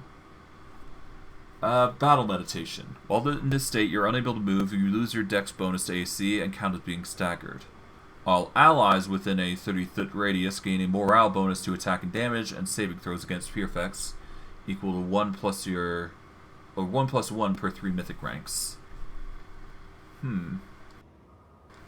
This would be pretty good if you're looking to be a bard, because this would effectively give you immense bonuses there, I imagine.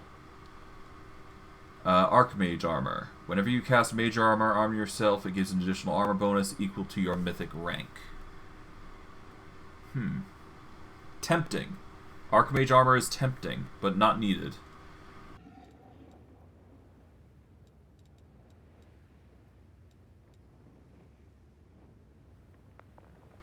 I honestly think Inspirational Leader is just the best choice, but at the same time, it's not really.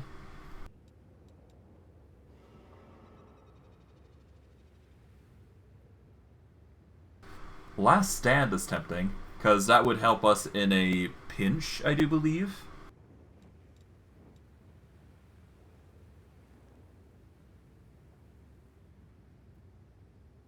Activating this ability grants you magic immunity and dispels any spell effects on you. That's not good enough. Or that's not good unless you're trying to go anti-magic build, so... Yeah, I don't really see much choices here. Nothing that really sticks out to me anyways.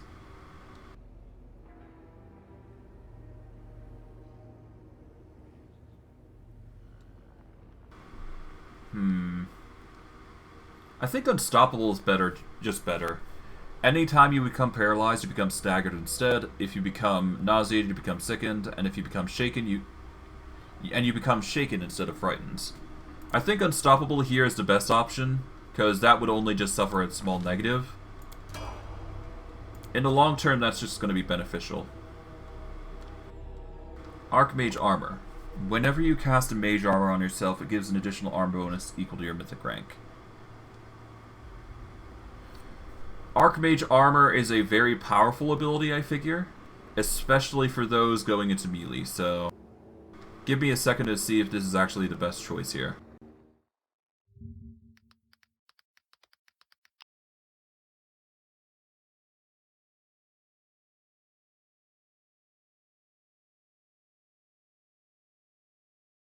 Okay, works if caster from the scroll as long as the scroll isn't used by someone else. Okay. So as long as we cast it on ourselves, Archmage Armor is a very powerful ability. And it gives an additional armor bonus equal to your mythic rank. So it's literally the best thing for anybody trying to go into mythic, I guess. We could go Bloodline Ascendance if we really wanted to become immune to paralysis, sleep, and fire damage. We could also gain Blind Sense with a range of 60 feet. Do I want to go with the Power of the Worms, though?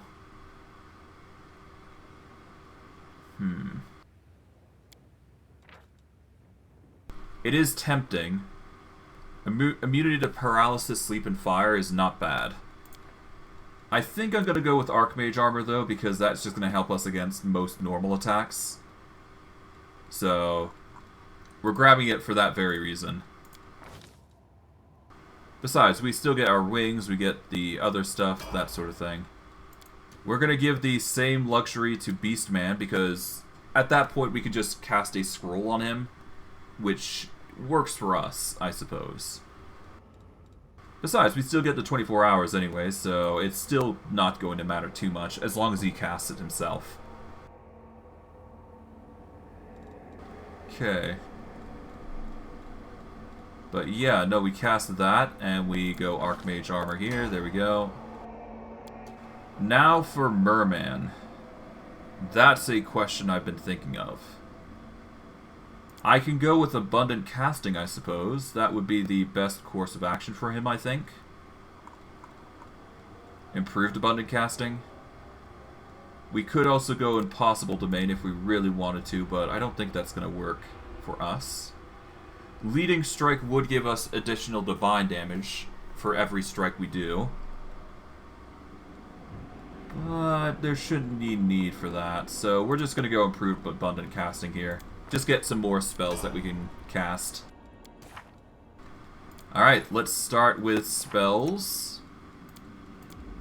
Let's go with everybody and organize accordingly. Okay. Protection from Energy Communal. We're going to get 5 of those. We can now do 3 of whatever the heck we want. Do we need Death Ward? Not necessarily so. But we can do Cure Critical Wounds if we're feeling spicy.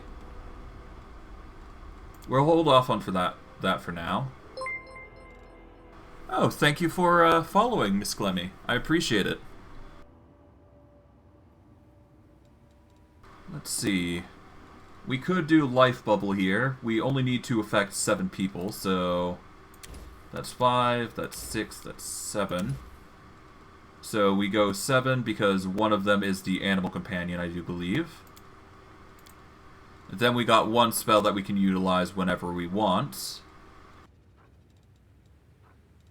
I mean, we could go with Angelic Aspect again. That would give us... It wouldn't really do much good for us, though, I don't think. What else could we do? A Flame Strike is tempting, but that would hurt our allies as well. So it's not the best choice. I think we're going to need something like Righteous Might, maybe? Nah, Righteous Might wouldn't work for us.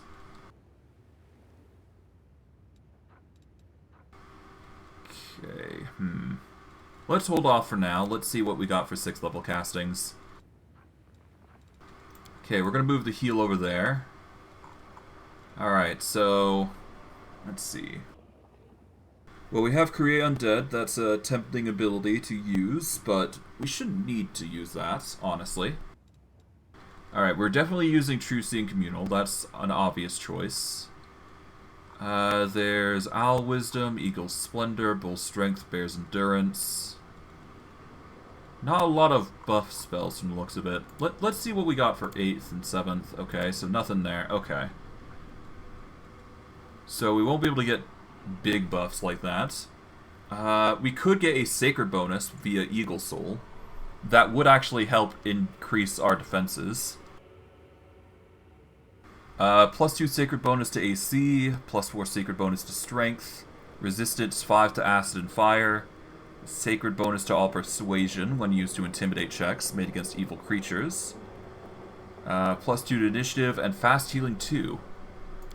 I'm going to be taking Eagle Soul, mainly because of how good of a buff it is. It is a personal spell, so it won't work on allies, but it's still a great spell to have.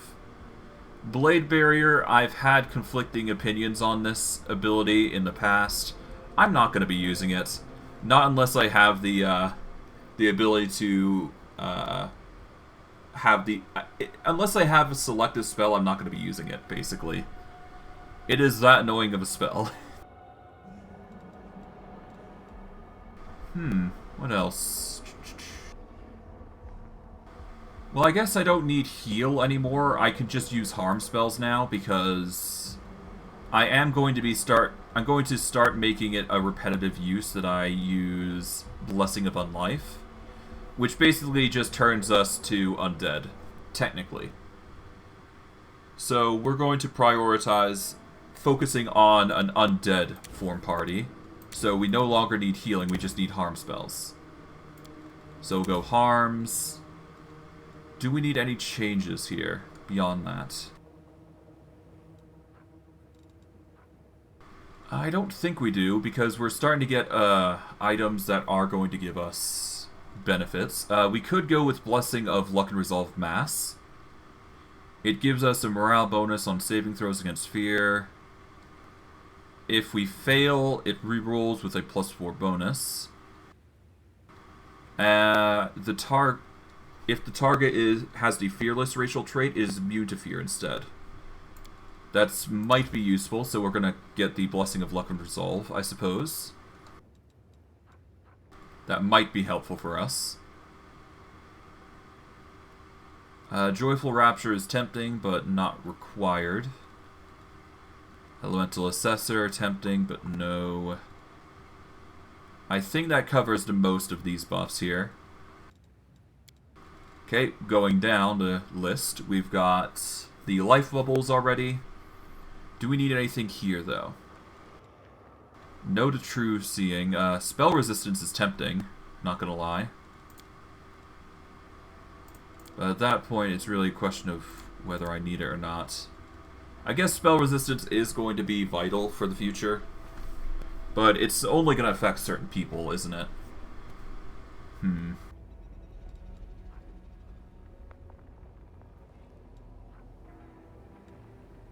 Serenity, no.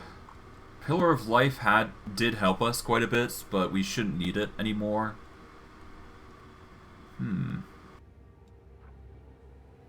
And besides, that heals, it doesn't really help us if it's healing, which is not good. Because that's just gonna harm us.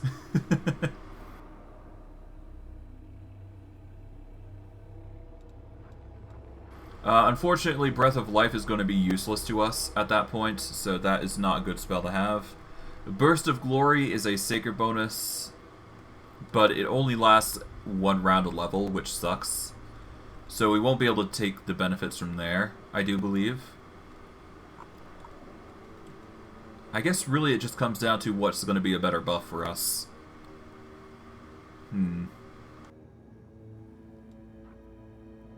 I think I can get away with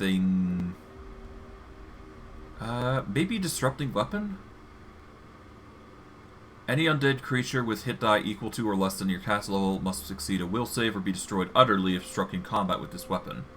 That's an insanely scary weapon if you plan it right. Unfortunately, it won't work on the stronger undead, but you get what you get.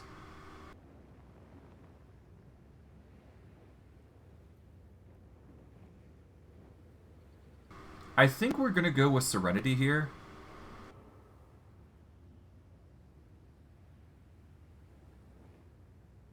Will negate saving throw. That sucks. Okay, so maybe not that. Profane Nimbus. D6 points of damage for 1 round a level. I mean, this would be great prep for a dangerous boss, I suppose. Greater Command is tempting, but it's another save. Constricting Coils. It functions like Hold Monster, except the target is constricted. I think we go with Profane Nimbus. It's not, well, no. Let's go with Spell Resistance. I have no idea if it's going to be a good one, but we'll get it regardless. Now, for Beastman. See how his spells are doing. He's doing quite well on them. Don't need to change that up. And Triclops is good. He can't cast spells. Evelyn, let's see how you're faring. You're good on spells. And I guess we just go through and do metamagic here. Because now everything can be metamagicked with selective. Okay, negative corruption, we do that. Alright, negative eruption is going to affect only enemies, I do believe.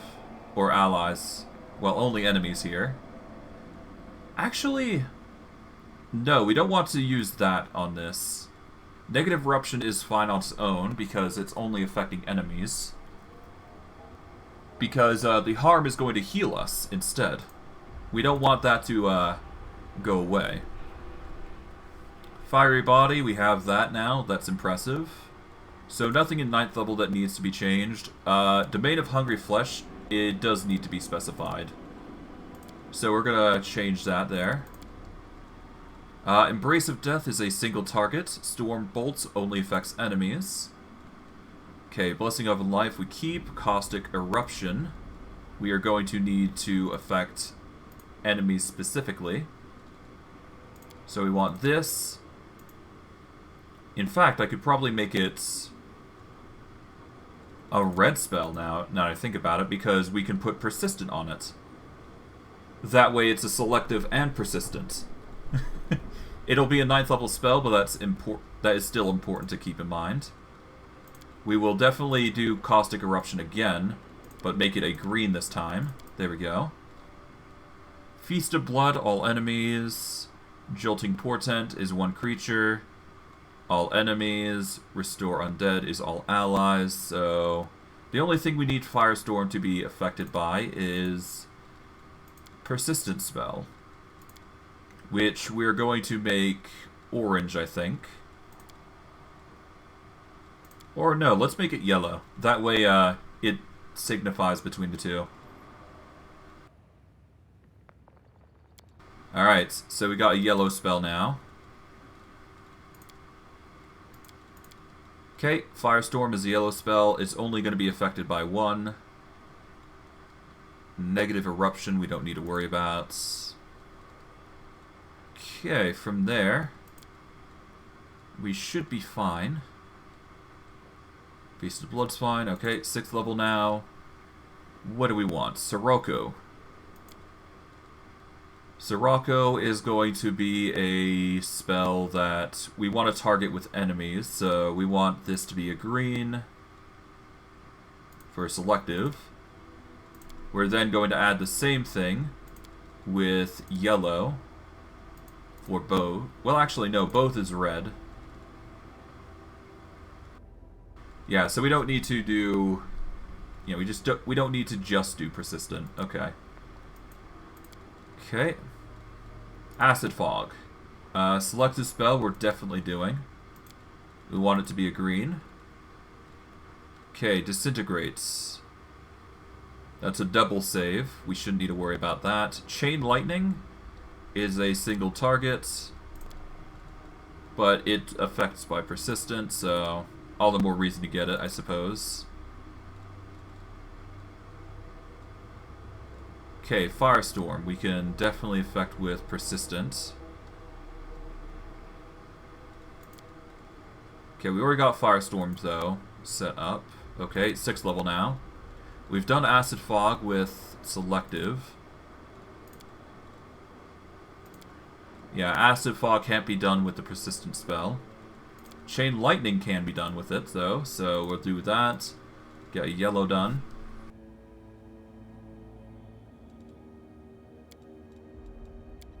Okay, Disintegrates is going to be a yellow. Okay, Hellfire Ray we don't need. Sirocco. Sirocco can definitely be already introduced. I think it's 8th level. Yep, Sirocco's already put in. False Grace. We've already got it set. Siphon Time. We keep that as is. Okay, 5th levels. Let's see. Okay, Racking Ray is a save, or they take damage.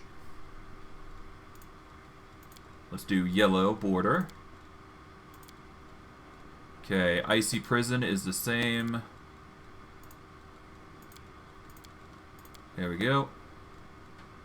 Hungry Pits. If we do red, there we go. Now we just do this for green. There we go. Fire Snake we don't necessarily need, but I'll still set it up. Red. There we go. Now for Fire Snake again, we do green for selective. Alright, Cone of Cold here. Do red. No, we want this to be green. There we go. Call Lightning Storm. There we go. Bone Explosion is... Okay, Bone Explosion doesn't specify a target. Okay. All creatures within a 20-foot burst centered on the target creature within medium range. We want Bone's Explosion to be selective, so we're just going to go with green here. There we go. Now, 4th level. I guess it's basically just same thing scaling down, so... Selective spell. Okay, Obsidian Flow. We want red.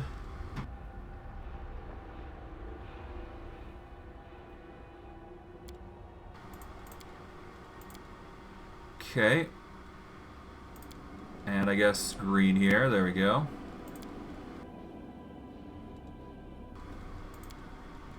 Alright, Controlled Fireball. We'll go with that. We'll go with... I guess we'll go both. Why not? Because selective spell's always going to be useful. And we'll just have selective spell there. Green, there we go.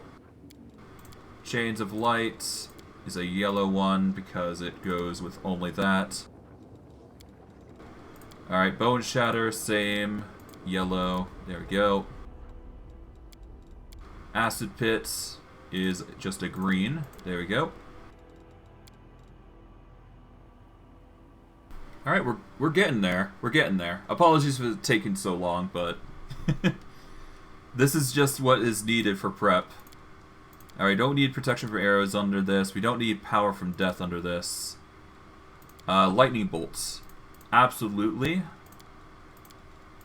There we go.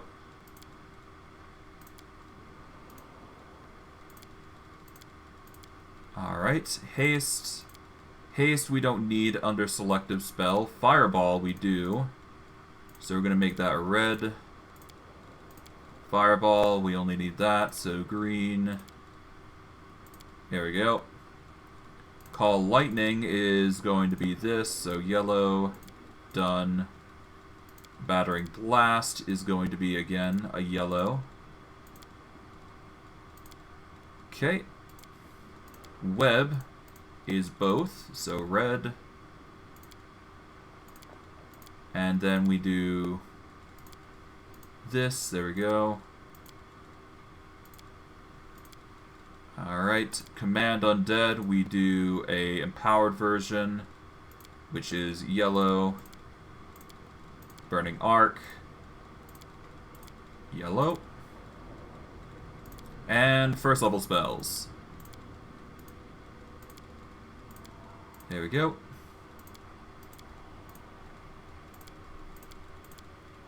Okay, Grease.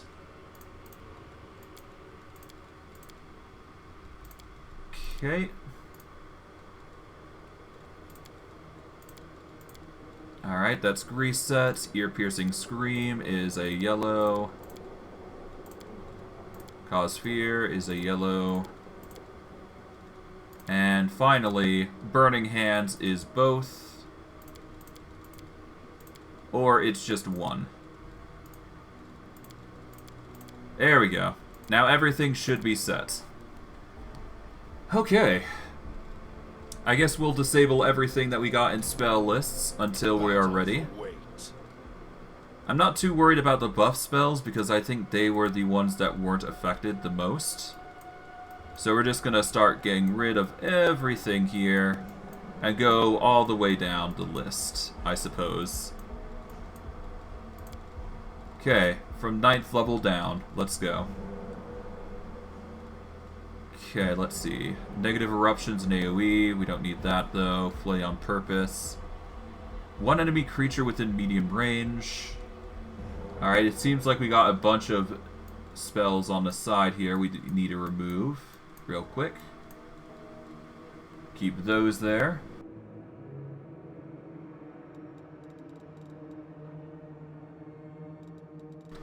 Okay, so Fiery Body is something we already get, so that's nice. Cool. Man, we got a lot to go under.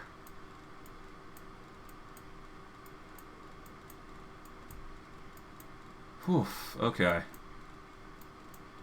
Well, at least I can do this quite easily. Let's see, Dark Rites. That is something that's going to be here, I guess. Because why not? There we go.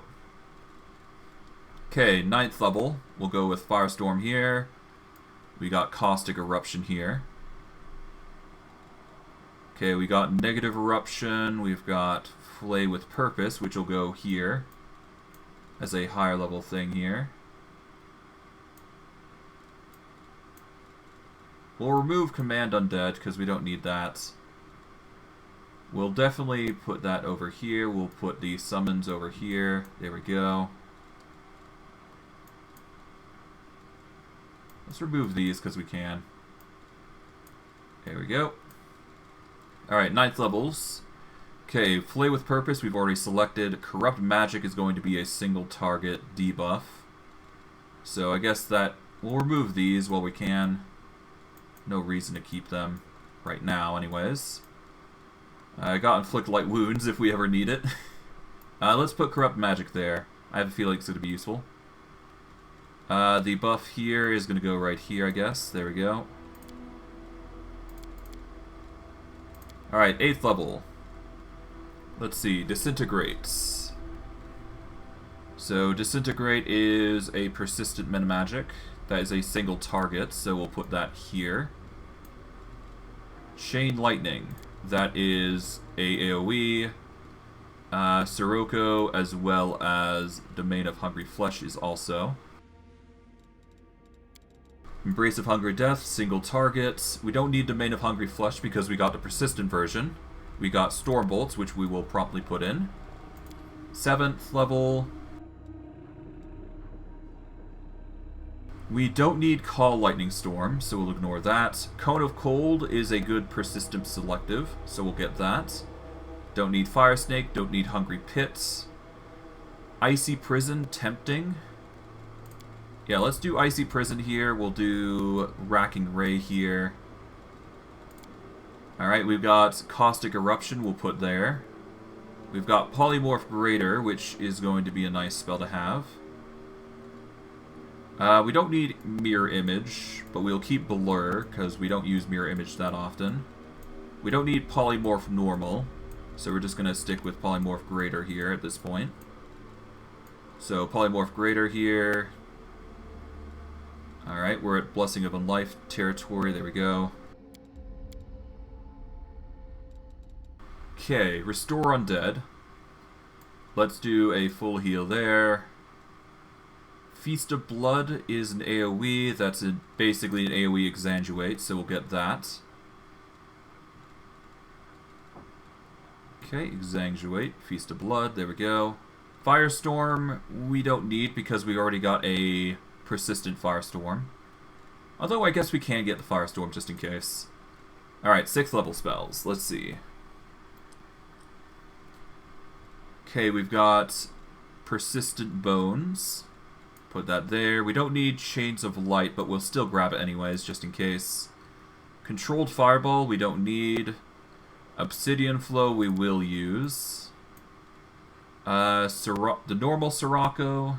Actually, do we even need... Well, let's avoid any duplicates. How about that? So we got Firestorm, we got this, this. Let's get rid of Caustic Eruption. Let's keep Feast of Blood. Let's get rid of that. Let's keep that. Do we need Acid Fog as a selective spell? Not really, no. It is still damage, and it would put a -2 to all melee and damage rolls on certain targets. It would affect the AC against ranged attacks, though. So that's something to keep in mind. Okay, we don't need Disintegrate. We don't need Slow Time. Siphon Life is a tempting one. We'll get that, I suppose. Put that there. Okay, we're going to also put Hellfire Ray there. 5th levels now. Man, this is tedious, but it needs to be done. Okay, Battering Blast is a single target. We don't need Call Lightning. Fireball is definitely a keeper, though. We don't need Lightning Bolts. Bone Explosion is good, so we'll get that. Cone of Cold we already got. Fire Snake, no. Hungry Pit, no. Should be good there. Okay, Burning Arc. Burning Arc would be pretty good, actually, so we'll grab that. And we should probably get the Selective Volcanic Storm, I guess. Yeah, let's go with that. As for single targets, let's see. Okay, we've got Bone Shatter, which I think we already selected as one of the spells that we can grab. Nothing too single targety. Let's see. We've got some specialty ones that we can select. We don't need Cause Fear. Ear-piercing Scream we'll grab. We will grab Grease, but we'll save that for later. Raven Feebleman we'll keep. We'll keep the Snowball. Anything else? Not really, but we will keep Grease on the first slot, I guess. And we got things like Acid Arrow, Scorching Ray. Nothing that sticks out too much. And first level is obviously Magic Missile. We'll keep Grease. Well, yeah, I mean, I guess we keep Grease, but it's not a damaging spell, is it? It'd be better on the second slot, but it's fine. We'll keep Grease as like a side thing. There we go. Everything else didn't really stick out as much, so we'll go with that. There we go. For Merman, you should be fine with what you've been given. I do believe. Okay, we've got a temporary buff, which goes here, I suppose. Well, I guess, yeah, let's see. We got Life Bubble, which is already there. We got Eagle Soul. We got... Alright, yeah, these are temporary buffs still, single target, but we're going to need Eagle Soul anyways. We're going to need Blessing of Luck and Resolve. We've got Mind Blank on the standby. Okay, we've got Harm, which is going to replace Heal. We still got Change Staff, but we need the Staff to do it. We got Sea Mantle on the ready, if we ever want to use it, but we'll save it there. Alright. I think we're as good as we're going to be, so... let's continue on. Let's go see what's going on here. What's this? The stone at the entrance at these gates look worn. There's no that they saw frequent use. Okay, what's going on here? Let's keep going.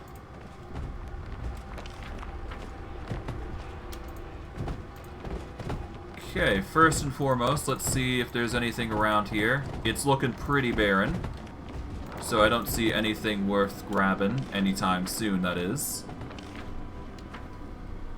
Okay, down here, is there anything? I don't see anything worth noting, that is. You follow. Alright. From here then, let's go. We're gonna go all the way to this skull here and see what's up.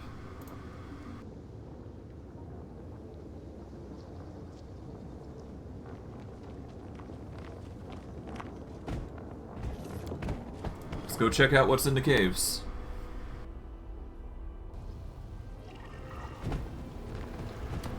I would imagine there's some things that we can snag while we're here, but you never know. Grab the loot here. Alright, there's more demon blood, it seems. There is a succubus here. Oh, hello. Though it seems incredible, the deformed succubus's body still contains a flicker of life. As you approach, she opens her eyes. Her lips, crusted with blood, release a groan. You... Baphomet's spawn. Run. Run through your portal. You run too, Helmsman. You think you're strong, but Our Lady in Shadow is stronger. She will get her revenge anyway. Who did this to you? Hepsimira. The succubus groans with hatred through her lips, half sealed with clotting blood. I've been following them. Wanted to warn Our Lady. Curse on Baphomet and his spawn. What were Baphomet's spawn doing here? Crystals. They've been mining crystals. They said it's to attack the Crusaders, but I believe they wanted to attack this realm of Our Lady in Shadow. The ones who maimed you, where did they go? Through the portal. The succubus's green eyes brighten. Are you chasing them? Find them. I'll get my revenge even after I die. Having lost the last of her strength, the succubus drops her head onto her chest. She adds in a wheezing cough. Her voice. My key. I've got it hidden in the lesser shaft. Not the ones in the bones. And another one in a bigger shaft, among the old tools. Find them. Follow their trail through the portal. You have kept death waiting long enough. The succubus utters a soft cry and closes her eyes forever.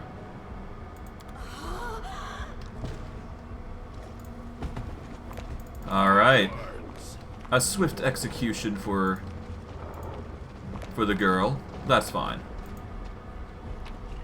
Gonna do that. We got another elven page, it seems. More loot here.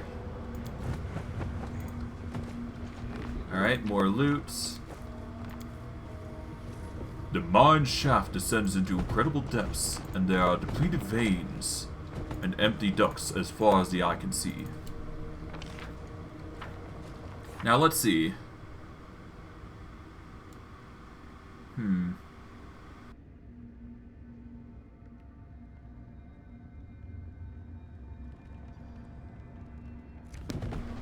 So through the portal, there is actually somebody who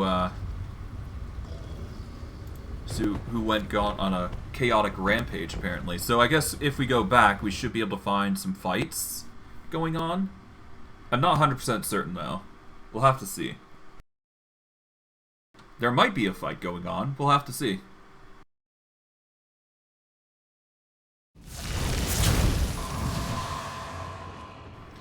Alright, let's see.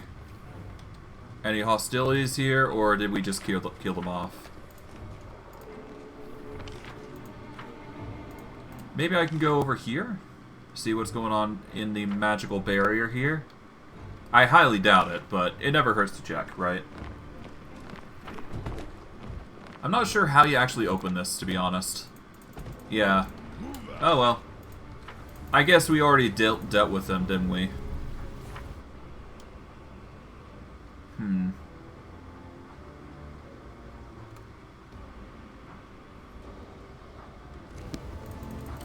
Okay, but yeah, no, apparently, I think we already dealt with that issue. No matter. We're going to need a rest anyways, so it's going to be something we need to do. Our skeleton companion should be quite well off as well. Alright, to the Nexus. We're going to need to start healing, so I'm probably going to get Evelyn to start doing that, actually, now I think about it. So, recovery is going to be quite easy to handle. Alright. Evelyn, I'd like you to use regenerative sinew on everybody that is damaged. Okay.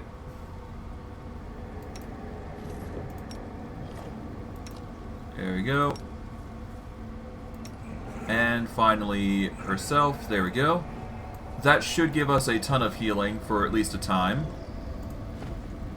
Enough to last us, I should say. So we're going to save here now. And continue on our way.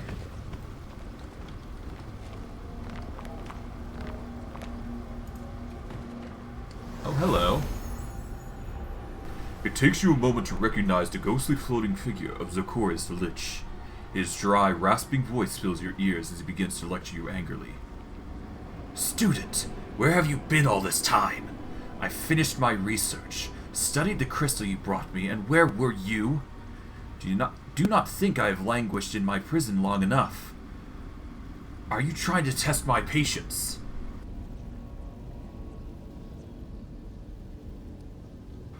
How did you get here? It is my projection, student. A simple trick. You may even be able to master it someday, if you follow my orders diligently and stop wasting my time with such ridiculous questions.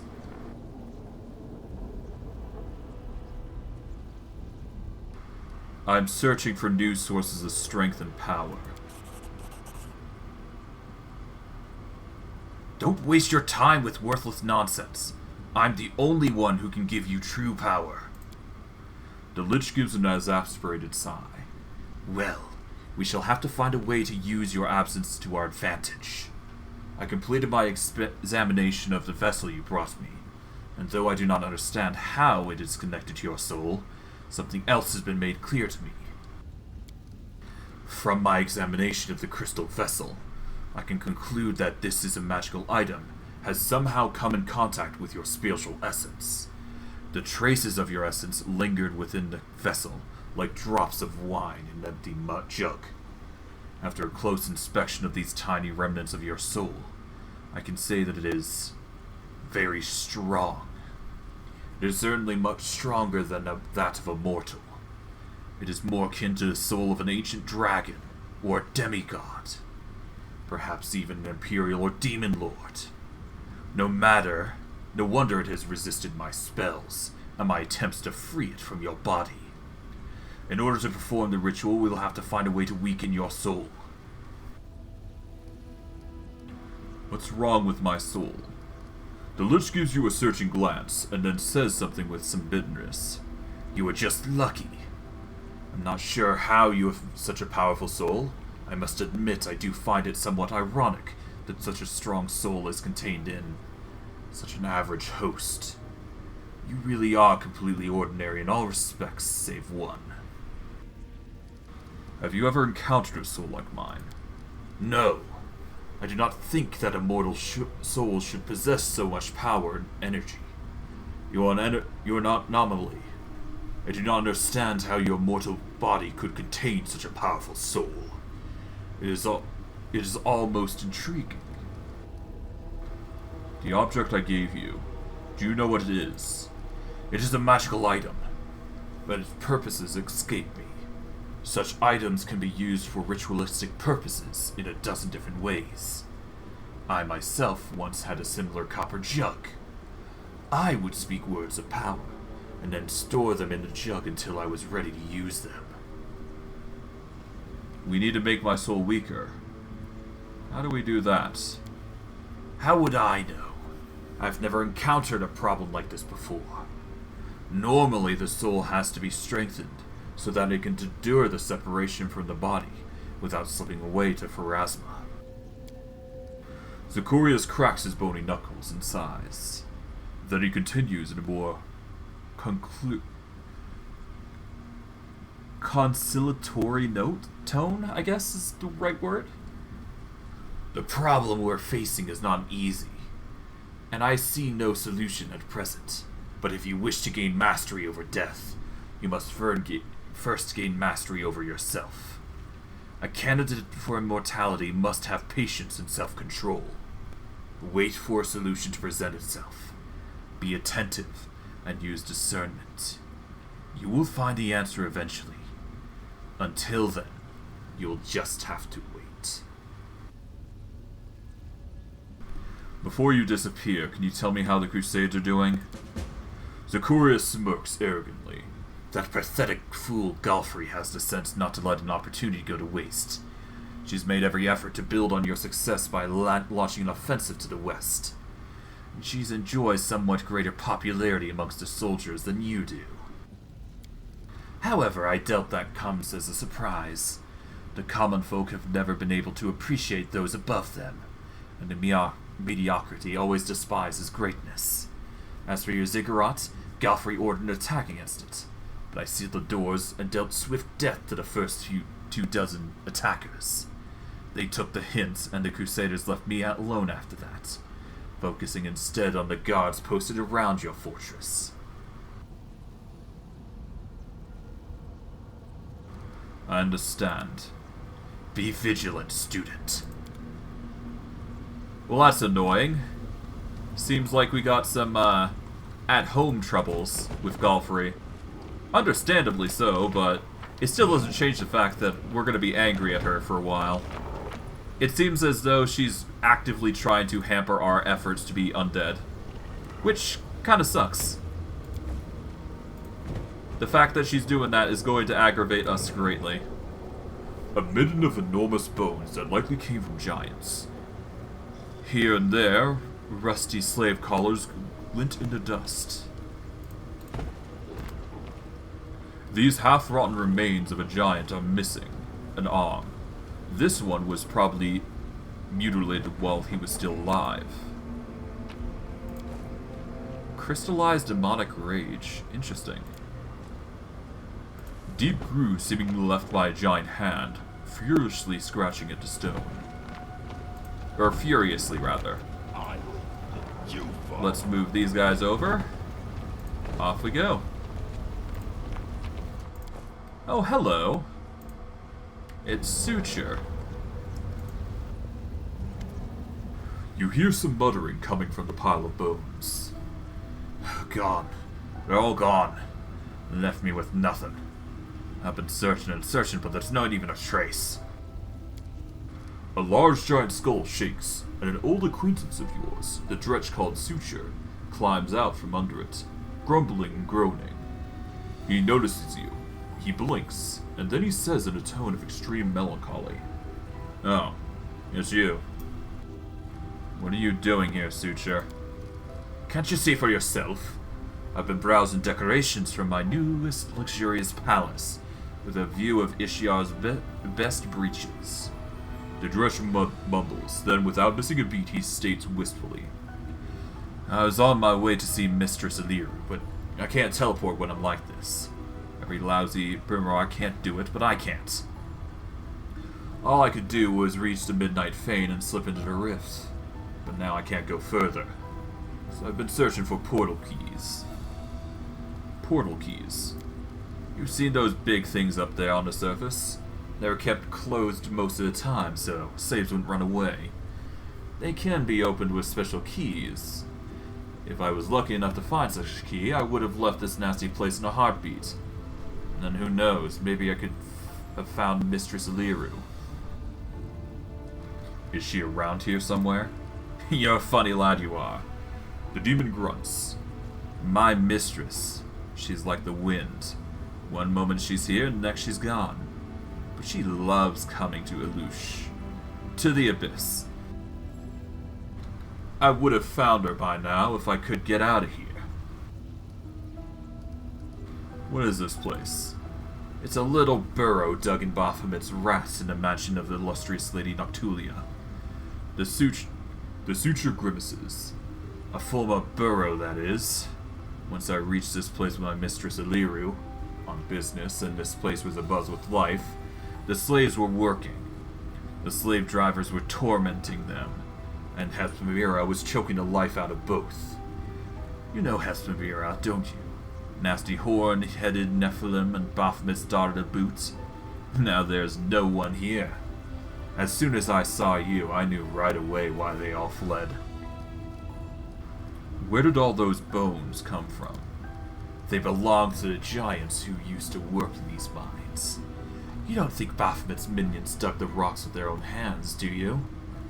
This mine was depleted first, so they converted it into a dump. Every time an enslaved giant died, they dumped the carcass here. I'm here to find the source of Nihindrian crystals. Do you know anything about that? Well, you just found one.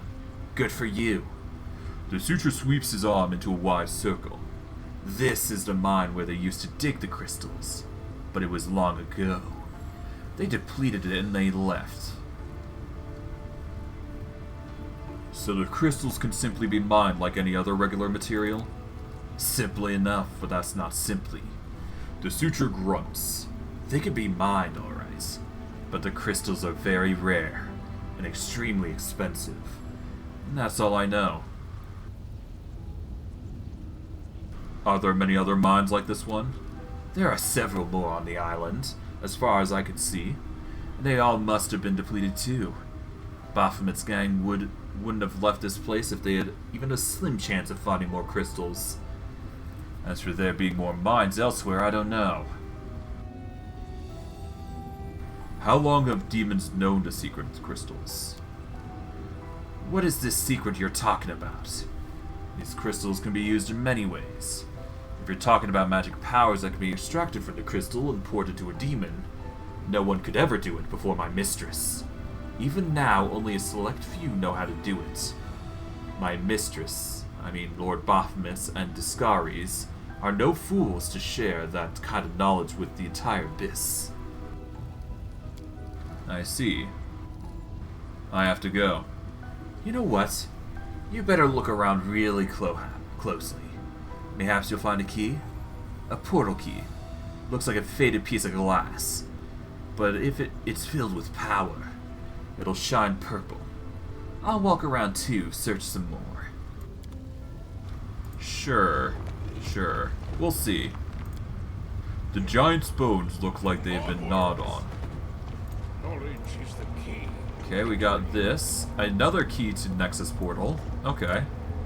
The stone is gouged and crumbles, and traces of glowing purple can be seen in several places. Interesting. We've got a hide of magical creature and some boots. Boots of Stampede. The wearer of these boots add their ranks in athletic skill as a bonus to the damage roll on a successful charge attack. So if you are a good, wait, hold on. What's that? Hold on. There we go. Saw something weird on my screen. Thought it was affecting everybody. Guess not. Okay, well, I guess we can tell Sutra that we found something.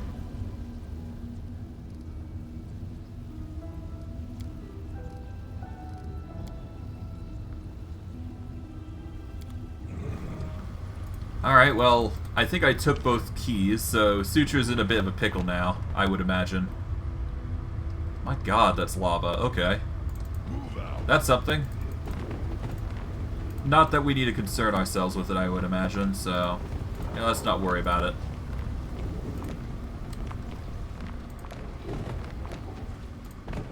Is there nothing here? I guess not. Okay, well. I guess I'll let, I guess I'll go up, let things know about this. Or let the inheritor know about what's going on there. And we'll get things sorted. Start with the inheritor, let him know what we found out, at least.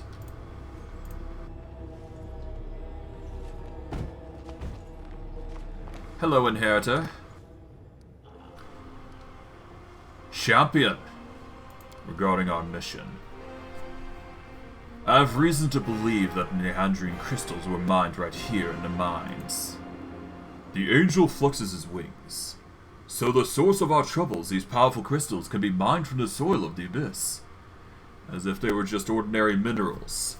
I was convinced that the secret of their origin must be more complicated and nefarious. But this new knowledge terrifies me. There are half a dozen mines in the vicinity, and those mines are huge. The largest was abandoned just recently, it seems. How many crystals did the demon manage to mine? How many monsters with mythic power did they manage to create? We must find out. I know the name of the person who was in charge of the mines. Hepsamira. Hepsamira herself! Angel anger rings in the hands of the inheritor's voice. I know her. She is an old and dangerous adversary, a Nephilim, a spawn of Baphomet himself. Yes, now I see it. The path we have stepped into is dangerous, but it is the right one. The demons you have encountered before, even Derazand, were just officers in the Abyssal Army, where Hepsamira is a true princess of the spawn of chaos and evil. I'm not surprised that she is behind the secret of these cursed crystals, and I dread to think what she is capable of doing with them. A dying succubus told me the conflicts between Noctulia and Baphomet's servants. I am not at all surprised. The alliances between the demon lords are usually fragile, and they break like a spider's web in the wind. However, the discord between our enemies can work to our advantage. No matter how repellent it is for me to even countenance, we must learn more about what's going on. What if I try to use my powers to open these old portals? Alas, that is unlikely to work. These portals are unlike the seal and resin. They cannot simply be swept away. If you use that method, you will either destroy them for good or open the path, but not to a place where the portal initially led, and where our quarry fled. I've got a key to the portal that the demons who mined the crystal apparently used to leave this place. Let me take a look at it. The angel examines the flat piece of clouded crystal. I think I know how this key works. As soon as you finish exploring the mines, I shall open the portal. That's all I've learned so far. And it is quite a lot.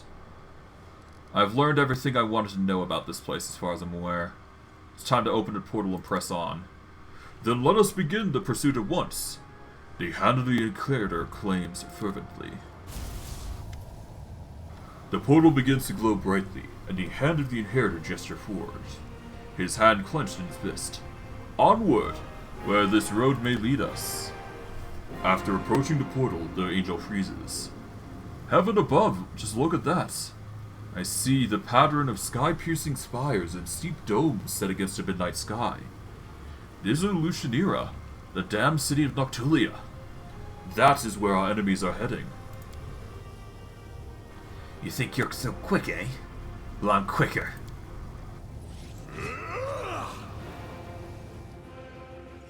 The angel blade is just at the moment too late to touch the skin of the demon, who rushes into the portal. That cunning creature has stolen our key. The portal is inactive again. I swear, even the lowest of the abyssal creatures are disgusting and despicable. This portal leads to Lucianira. What could this mean? It means that we will be looking for a particular clutch of demons among the thousands of their kind. Lucianira is a real demonic metropolis. It's huge and macabre. It is a little safer, or rather a little less dangerous, than the other corners of the abyss. Lady Noctulia loves having visitors, including those from other planes, and she does not like it if her guests are dying every day in her city. But if it happens quietly and without too much attention, her black heart won't even skip a beat. We must be twice, even thrice as careful in this nest of sin. Will we have to move forward together? I do not think that will be necessary. We need an outpost in the abyss, and it will be best if we build it right here, far from larger demonic settlements, and close to an active portal that will allow us to return here at any time. All of your companions that are currently unoccupied should take care of guarding and setting up camp. Here's the key. The demon plots cannot stop us, but we still haven't had much success in countering them. That is why we must make haste and move forward.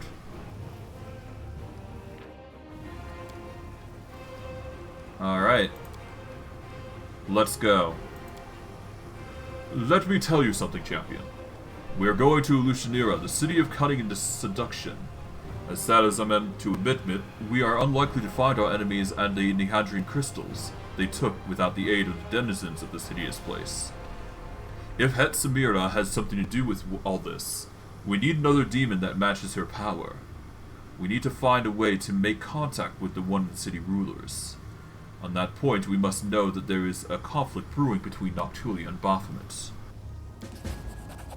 I will not be welcome in this dark place, but I've prepared for this. The angel seems truly proud of his plan. I will cast a spell on myself so that not a single denizen of this plane whose soul is devoted to evil will be able to see or hear me. Invisible, I will follow you and protect you from all dangers and temptations of this place as best as I can. And the demons will be unaware of my presence. Now, let us go. By the light and the sword.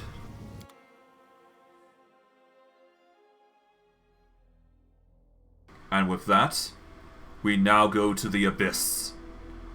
Or, specifically, a city of, endless wonders. Now, I should give a content warning in regards to this. There is going to be very... Okay, so we can't rest there. Let's go back to Nexus first. Before we go anywhere, we're going to need to do a rest, but I do need to give a content warning. There is going to be certain instances in this area, I do believe, that are going to be questionable at best regarding content. So, if I do have to, I will... Oh, there we go. If I do have to organize certain events to put on the delay screen, I will. That is only because of certain situations that are playing out. And I don't want to ruin the game. I packed up your tent, I washed out... When you... Alright, I'm just gonna... Give me a moment. Okay, we don't get the cheese crostata, but that's fine. We're going to be traveling quite quickly here. Alright.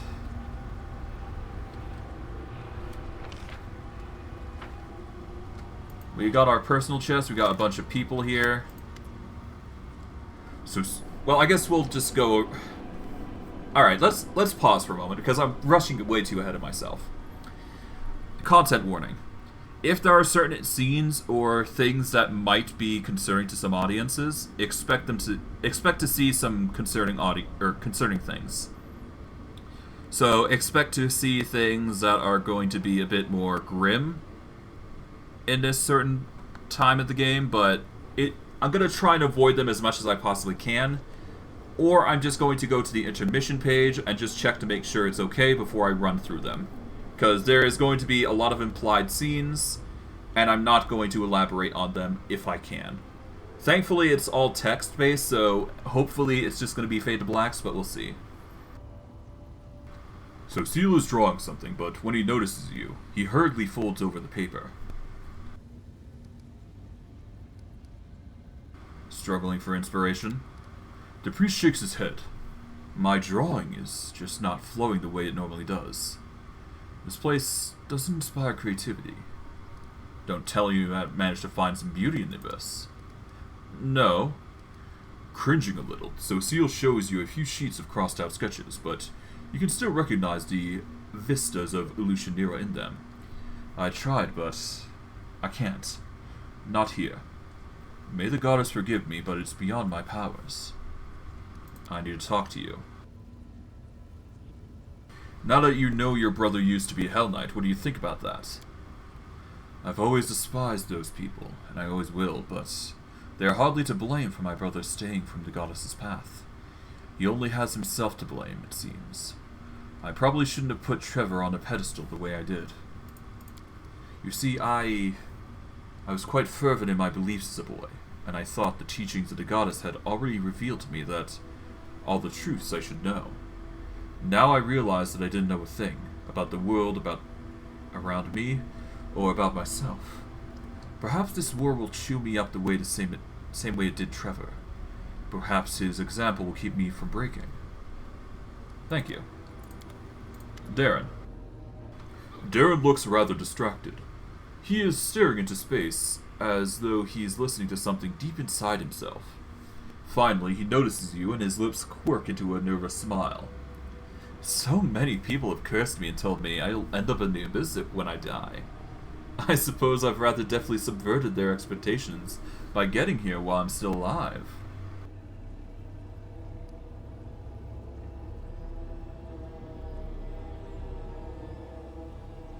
I think you'd fit quite well here. No, I would not. To them, I shall always be food first and foremost. I don't even think the Abyss has any kind of high society. The strongest demons torture their lesser brethren just as enthusiastically as they torment mortals. And besides, there's nothing for me to do here even if I could ensure my physical safety. I am more than certain that my ideas of happiness and the joys of living are completely different from the demonic definitions. Okay. Hello, my friend. Do you know how much I love calling you that? Of course you do. Tell me about yourself. With pleasure. Friends share everything. What do you want to know?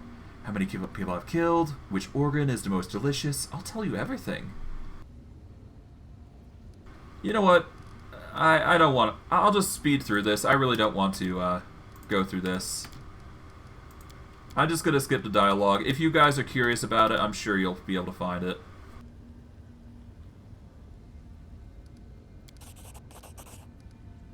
Alright. I guess I could go through the dialogue, but...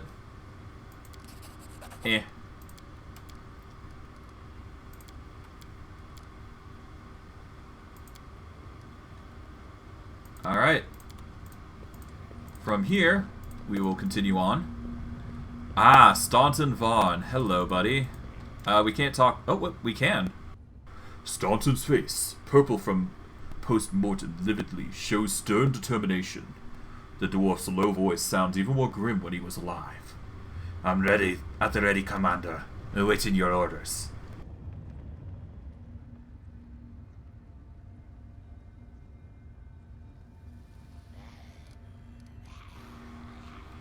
Yeah, wait here for my orders. As you command, Commander. There is going to be a certain point where we use him, and it's going to be quite enjoyable, I would imagine. But we'll get into that later, I'm sure.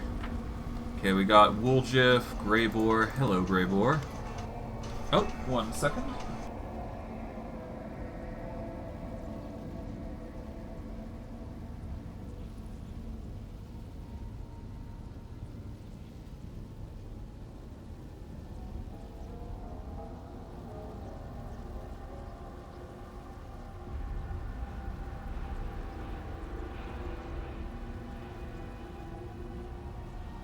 Okay, apologies. I am now back. Greybore gives a sly smile as he lights his pipe. The excited glint in his eyes betrays his impatience to share some news with you. Finally, he can contain himself no longer. Interesting news have reached my ears, Skeletor. There's been talking among the more disreputable citizens of Lucinia that someone has hired the most vicious thugs and cutthroats to kill a certain Willidus. Familiar name, isn't it? I strongly suspect that this is the same Willidus who set me up during the assassination of Jerzant. I call that a fortuitous coincidence. How did you attain this, information? Greybore sounds offended. I'm assassin. If I didn't know how to obtain rumors, I'd be out of work. I visited a few taverns, including a place called Bad Luck. It's a real cesspool, and information flows from it all over the city. I was approached by someone who was looking for thugs for hire. He was one who told me everything. I would have found out more if I had taken talking to him longer, but after he called me a bloody larva, he needed a dentist, and I needed a new mug of beer. Who is this Willidus?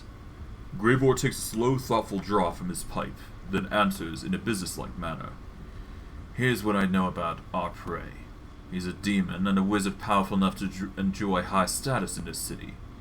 Lately, he surrounds himself with small armies of mercenaries, but they're mere thugs who lack the skills of professional bodyguards. Ever since Willidus found out about the bounty on his head, he hadn't left his mansion. I suspect this full of traps. I wouldn't underestimate the danger of facing Willidus.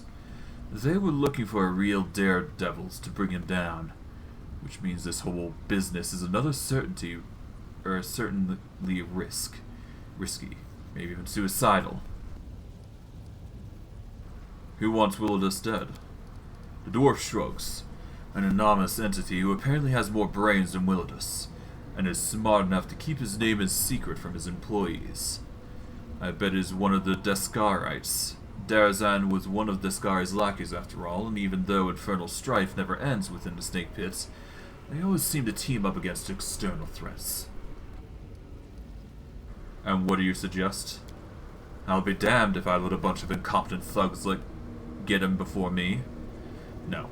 First I must have a little chat with Willidus, and then they can do whatever they want with him. How about we leave those hapless goons in the dust and visit Willidus' mansion first? Sounds like an inciting challenge, doesn't it? Do you want to kill Willidus? Not necessarily. Perhaps I'd rather have the full weight of compensation in gold. And yet, the longer my vengeance is delayed, the stronger my desire to grow to collect debts in another way. Alright, how do we find Willidus? His mansion is in the upper city. It's called the House of the Wicked Knowledge. Not sure how wicked his knowledge is exactly, but he is truly wicked when he comes to business agreements. Alright, let's pay Willidus a visit.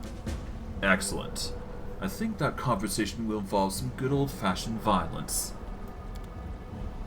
As it should. Hello, Wiljeff.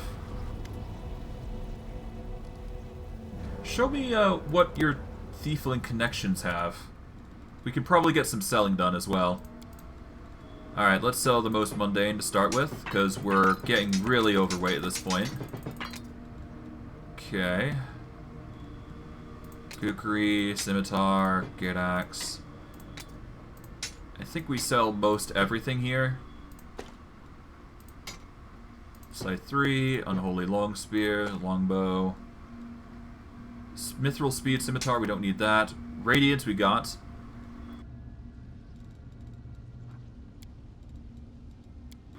Let's see, can we get some quarterstaffs, specifically? We've got no quarterstaffs that are of mundane quality. We got the quarterstaff of Slip, which gives a confidence bonus to AC, but that's about it. Okay, so nothing really good to go with. Although there is some good new items here. There is Screaming Reaper and Master Fencer's Sword. Okay, so Screaming Reaper is an orc double axe. That's pretty nice. Master Fencer's Sword is half their rank and mobility as a bonus to damage on critical hits and attacks of opportunity.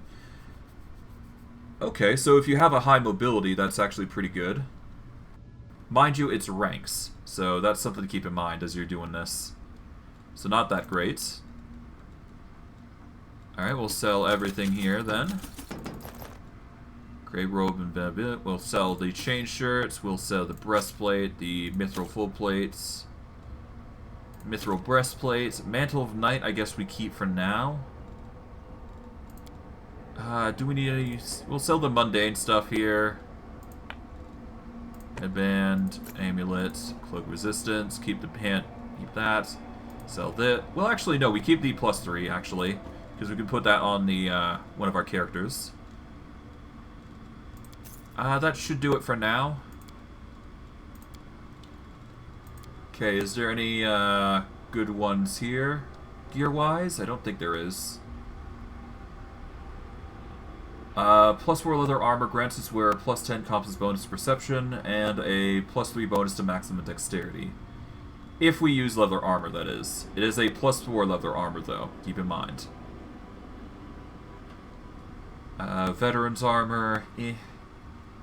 Haramakis of Divine Guidance. +4 sticker bonus on all saving throws. That would actually be good on Skeletor, I think. Yeah, there's no arcane spell failure. There's no armor check penalty. I see no reason to not give it to a caster, so having a +4 on all saves, that's pretty good. We'll get that, actually. If we give it to Skeletor, which he should be able to wear it. Yeah, that boosts his saves up to +4, which is really nice. So we're going to wear that, actually. Having a +4 to all saves is pretty good. And it's a sacred bonus, no less, so that's even better for us. Okay, let's see. We've got a Ring of Evasion if we really want it. Let's go see. Okay, so Skeleton. Let's see if we got some nice doodads we can give out. Okay, boost the Stampede. If we charge, it's good, but we don't.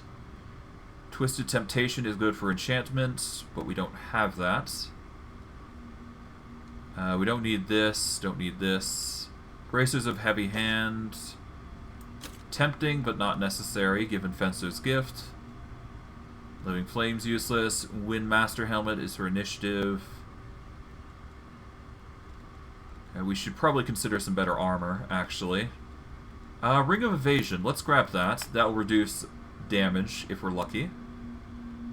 We don't need that ring. Cloak of Carnage is tempting, but not necessary. A Menace of Death. This effect is renewed each time someone dies, but we won't be able to attack if we are unable to use this. Okay, if we use the Headband of Lure and Charisma here, then we can get a +4 to Charisma, which increases our HP to 105. We keep the Strength and Dexterity, I guess. Okay, and we're going to open up Bismuth here, because we're going to need to give them some buffers. We'll give them the Cloak of Resistance, which gives us a +4 there. Okay, if we slay an enemy with this, then we get a bonus to attacks, which we don't necessarily need. Menace of Death. Let's give it to Bismuth, why not? Let's give Bismuth that. Benefits. Let's see. Vast Intelligence, no. Giant Strength, absolutely. That's only going to make them stronger. Okay, so Bismuth is becoming even more beef at this point. We'll give them the Helm to give them an additional gore attack, because why not, right? Okay, we can give them the... We can't give them the bracers there, but we can give them bracers of armor, which boost AC up by 5. That's impressive. Okay. We can't give armor, but we got gloves. Let's see. Twisted Temptation, tempting, but not. We could have gone for the Heavy Hand, but... Let's see. Nah, let's go for the bracers. The bracers are much better here.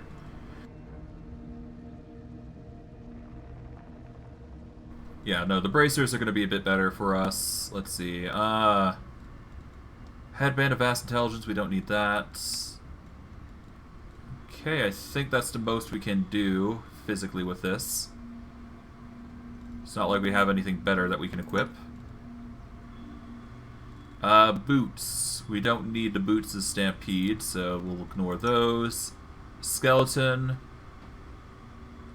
I think we give it the full plate Spell Nullify here. Yeah, let's give it the full plate Spell Nullify. That's going to make it better. We could do the Mantle of Knights, but we shouldn't need to. Robe of False Death. Immunity to critical hits, but suffer -6 to con. Tempting, not gonna lie. I'm also tempted to give Skeletor literally the Robes of False Death, but there is no absolute use for the Robes of False Death here, unfortunately, which kind of sucks. Okay, Guardian Shield, nope. Alright, I think that's everything handled then. Unless we want to give Skeletal Executioner something different, which we shouldn't need to. I could...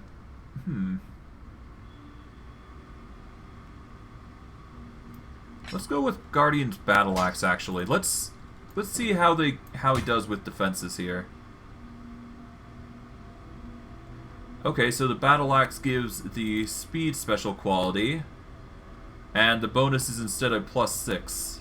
So it would get an additional +2 to attacks, I guess? This would increase even further. Or we go with the scythe, which is going to attack everybody. So I think the scythe is just overall better here. Prolonged gaze we don't need. Ring of Deadly Swings is pointless for us. For the skeleton, that is. I think the axe and the shield is just kind of useless for us. Price and descending order.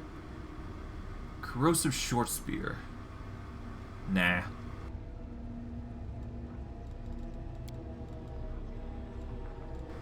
Do we need an amulet? Honestly, I guess the Ward Master Amulet, maybe. I'm not sure if it's going to be useful or not, but we'll see. Okay, but our skeleton and our animal companion has got a bit buffed. Alright. I don't see any real reason to keep going with these groups. So what we're going to do is we're going to go with our personal group first. We're going to cleanse literally everything that comes our way before we complete some of the objectives. So what essentially my goal is we start from the ground and we go up, I think.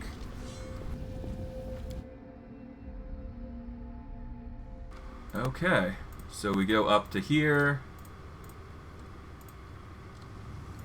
And I'm tempted to end it off, but I think I'll go for 9 more minutes, just so you guys have an idea as to what Illusioneer is before we go.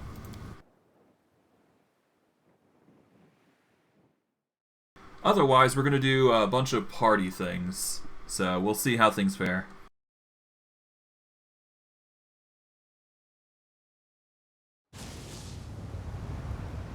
Alright, let's start buffing. Alright, everybody. We'll organize up properly. I'm losing my temper. Head on. Okay, hold on. There we go. Organized and properly. Keep your wits about you. Alright, let's start buffing everybody. Everybody's gonna need a buff here. Okay, 3, 4, 5, 6, 7, and 8. Alright, Eagle's Splendor and Owl's Wisdom. We're gonna go with Eagle's Splendor on, well actually no, we don't need Eagle's Splendor on the Skeletal Executioner now, do we? Let's check just to be certain. Yeah, we have the Headband of Lure and Charisma +4. That's going to give him a +4 to Charisma. So I guess we give the Charisma bonus to somebody else, maybe?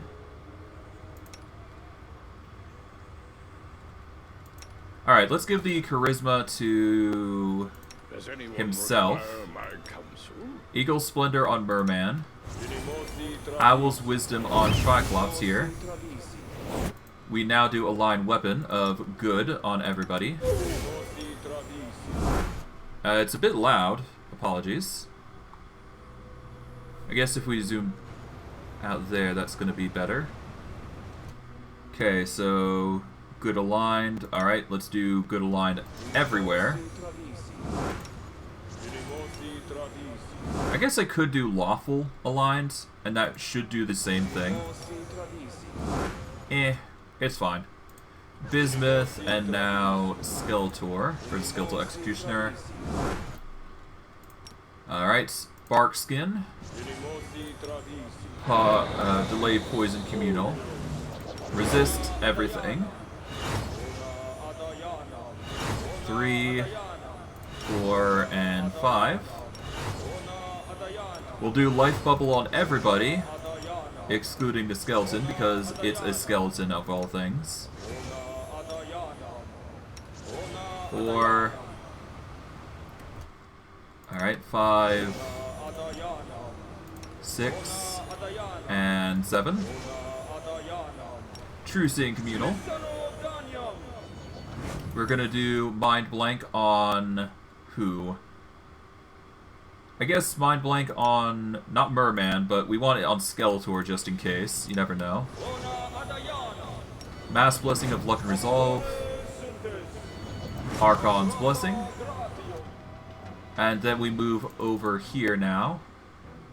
Well, actually we don't need to, but we'll still go here, I guess. Alright, now Barkskin's coming in. Alright, Barkskin. Again. Okay, now we do it for Bismuth and Skeletal Executioner. Featherstep Mask coming in. Magic Fang for Beastman. Triclops. And Bismuth. Freedom of movement for those that matter. Alright. And one for Skeletal Executioner here. Echolocation. Stone Skin Communal. Now we do Legendary Proportion for everybody. We'll do Cat's Grace Mass here. Full Strength Mass. And Sea Mantle, let's see. Sea Mantle is a personal spell, so we'll get that. And it should last for 24 hours, which would increase the AC of...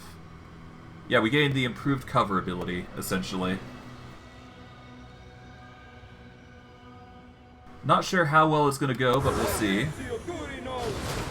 Alright, Sea Mantle, let's see. 8 cover bonus to AC, I do believe. So if we get some... Yeah, I guess...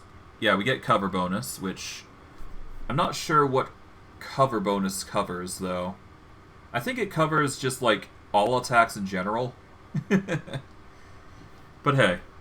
Oh, it's specific against people who don't have freedom of movement, though. You also gain immunity to fire. The cover granted by Sea Mantle does not enable you to make stealth checks or prevent attacks of opportunity. Okay, magical attacks against you are unaffected unless they require an attack roll. Okay. Well, with that, we change into bear form, I want to say. It might not be the best, honestly, going bear form. We can still go Earth Elemental, which would increase our size up to... Well, it would increase our strength by 8. Well, 12, actually. So, let's see. How would this fare? We would get a 42 strength. Oh, God. Of course, we'd get slams, though, so that's something to keep in mind. Do I have an ability that actually gets us claw attacks? No, I do not. But the benefits are still there, and I can still use something to at least change us somehow, I would imagine. But we'll see, we'll see. Alas, we do get a ton of polymorph bonus, though. And my god, if it's not a big bonus. Okay, we get some dragon form, but first we're gonna go with mage armor here, I guess. Okay, we're gonna start with mage armor. Gonna go with... Alright, so mage armor there is actually going to increase our AC up a specific amount. Let's see. Hold on. Let's see. Mage armor, other bonus. +1 currently. Currently our mage armor is 9, it seems. And we got another +1 bonus, so that brings it up to 10. Which is impressive. Beastman, we are going to give you a... Well, actually, no. Let's change you back from your current form, because you can change on a whim. There we go. We are going to make you cast a spell... Mage Armor, I believe. Hold on. Where is it? Where is it? Okay, where's Mage Armor? It should be here. Hold on. Oh, I probably sold all the Mage Armors, actually. Oh, no, wait. Actually, thank goodness. Okay, we equipped that. Alright. Cast Mage Armor on ourselves. Now we swap over to Earth Elemental form. There we go. That is going to give us an additional boost in AC, which is going to give us 9 AC. So that's nice. Okay, but yes, Triclops has casted Mage Armor on himself, so that's a plus. There we go. Okay, we're going to use Expeditious Retreat here. We're going to use Mirror Image and Effortless Armor. Everything else is mere secondary. We can use Stone Skin, but we're not going to. We're going to use Dragonkind Red. That's going to get us back into a dragon form. A bigger dragon form, no less. It'll give us 52 AC. Apparently we're suffering some ability damage, so we'll fix that up right quick as we're going. So let's see. Let's get a restoration here, I guess. We got heal, cleanse. Where's the restore? Here it is. Use that to get 28 strength back. And there we go. We got our nice little size buff. Polymorph of 10, polymorph of 4, 8. A nasty little bonus, but still a bonus nonetheless. Okay, now Evelyn. We're gonna go with Evelyn's boost here. There we go. I guess we also need to give Mage Armor to Bismuth, so we'll do that real quick, if it helps any. Alright, now we give everybody, except certain individuals, their other spells now. Okay. Remove Sickness, coming in clutch. Okay, find traps. Death Ward. Man, this is always tedious. Okay. Now Trapjaw. Evelyn herself and Skeletor finalized. Okay, we want Heroism Greater on Beastman. Triclops. Trapjaw.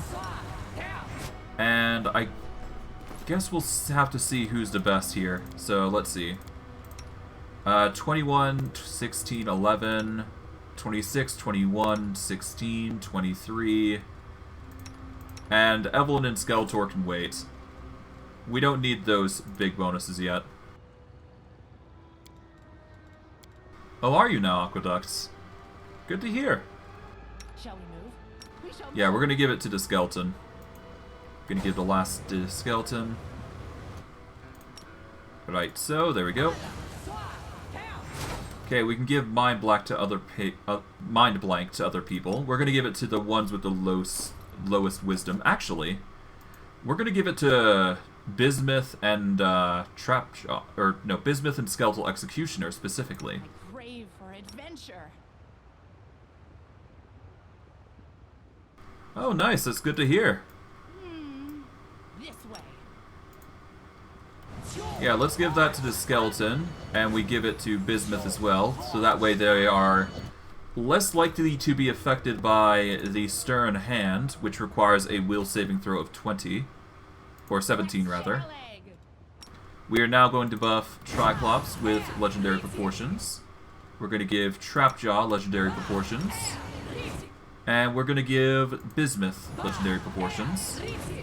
Heroism goes to Merman, Evelyn, Skeletor, and finally Bismuth. Alright, that's them dealt with. Now Skeletor. Alright, so we've already got Mage Armor on ourselves, so that's fine. We're going to go with Expeditious Retreat. Remove Fear. We're going to give everybody Blur, because it's just a staple ability for us. 4, 5, 6. Alright, 7 and 8 with Skeletal Executioner. Alright, we're going to give Main Hand Weapon of Merman enchantments.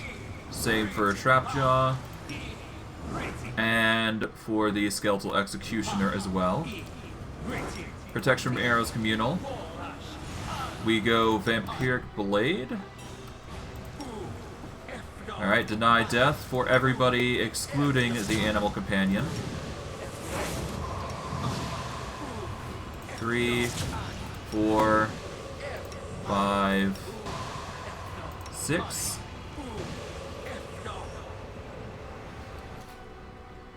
Oh, okay. Did I miss somebody? Nope, I've got everybody down. Okay, so Bone Shield. False Grace. Now, Blessing of Unlife goes on everybody here. 2, 3, 4,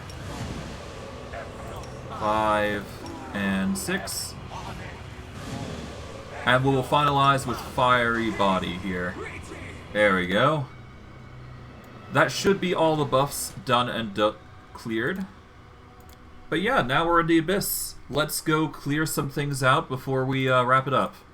I know of a certain spot I'm going to wrap it up at, so we'll just go from there. Alright, knowledge world. Did you see that? Judging by the surroundings, these are the slums of Illusionera, Noctulia's capital city. The abode of beggars and vagabonds. It is impossible to ascend any further except into the waters of the ocean itself, where the bodies of the unfortunate are dumped. So basically you can't go any lower than that. Look, another morsel.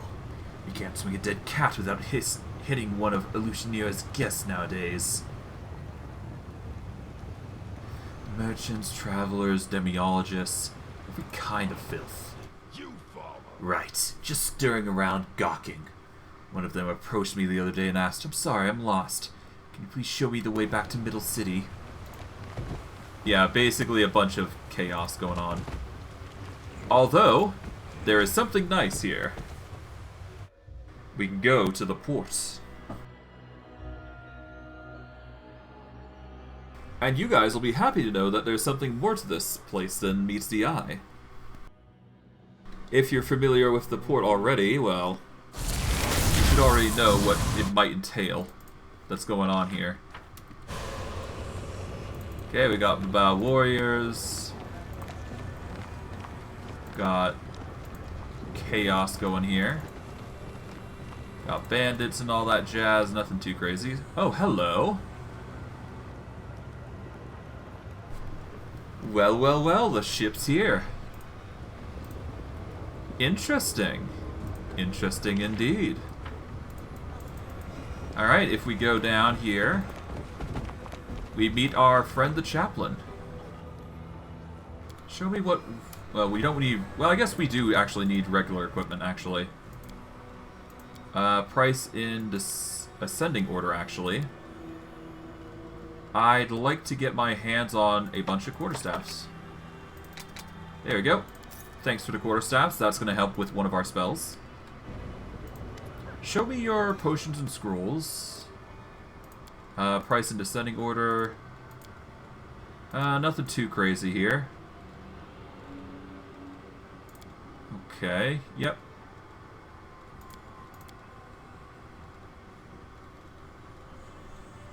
I guess we can grab all the dinosaur bones, because we're always going to need those.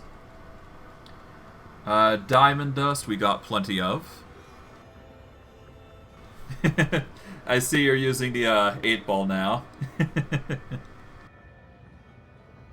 Seems the 8-ball can't predict it. Whatever's going on. We'll buy all those because we can. I guess we can buy the jade if we really want to. Yeah, let's buy all the jade. I'm not sure what it's going to be used for, but we'll buy it. We'll also get the diamond dust because it's always nice to have. Alright. Diamonds we're not going to need that many of, honestly. Let's get 7 just to be safe. Why not? Show me what equipment you have. Price in descending order. To start with. Let's see. Nothing too crazy. Got Haramakis. Nothing too crazy, though. We got Lockpicker Kit 3. Don't need those, though. Alright, that should be it for now. Well, regardless, we're gonna go see the Helmsman. Hello. There you are. It was truly inspired idea to invite you on this voyage. Oh, how I long to retake what I was lost. Are you ready for a new voyage? Then off we go. Alright. Well, let's go aboard now. So, yeah, we get the next rendition of going through the monstrous abyss, essentially. We get the Helmsman chest, we get our normal treasure hunter stash, that sort of thing. We can continue our voyage if we wish. And you know what? I think I might just do that. We'll start our journey off here. We are already well buffed, so we might as well. I mean, why not, after all? There's more to hunt, after all. More to seek, more to gather. And who knows, by the end of it all, we'll probably be at a very high level. Alright, we got gold golems here. Oh my god, that's a lot of enemies, oh god. Okay, adamantine golems here. Okay. Summer golems, oh god. Those are nasty, if I recall correctly. Well, at least we're really strong now, so that's good. I'm not too worried about these guys. Okay. Doesn't appear to be much here, aside from, you know, the obvious. Anything here? Nope. Alright, so we got more mechanical doors from the looks of it, which is interesting. We want Skeletor to move to the back here. There we go. Now we go. What do we got here? Absolutely... Oh, wait. Nope, we got a door here. In we go. Incubus. Or Incubi, rather. 805 critical sneak attack. Oh, god. Oh, hello. A Oldoriadu. And we got Babaus, infiltrators. Simple enough. Oh, god. Skeleton executioners getting swamped. Okay. We're gonna have him back up. There we go. There we go. Nice. Well, we took a big hit from our skeleton, but could be worse. Got loot from here. Braces of Armor 5, and Scrolls of Greater Invisibility. Nice.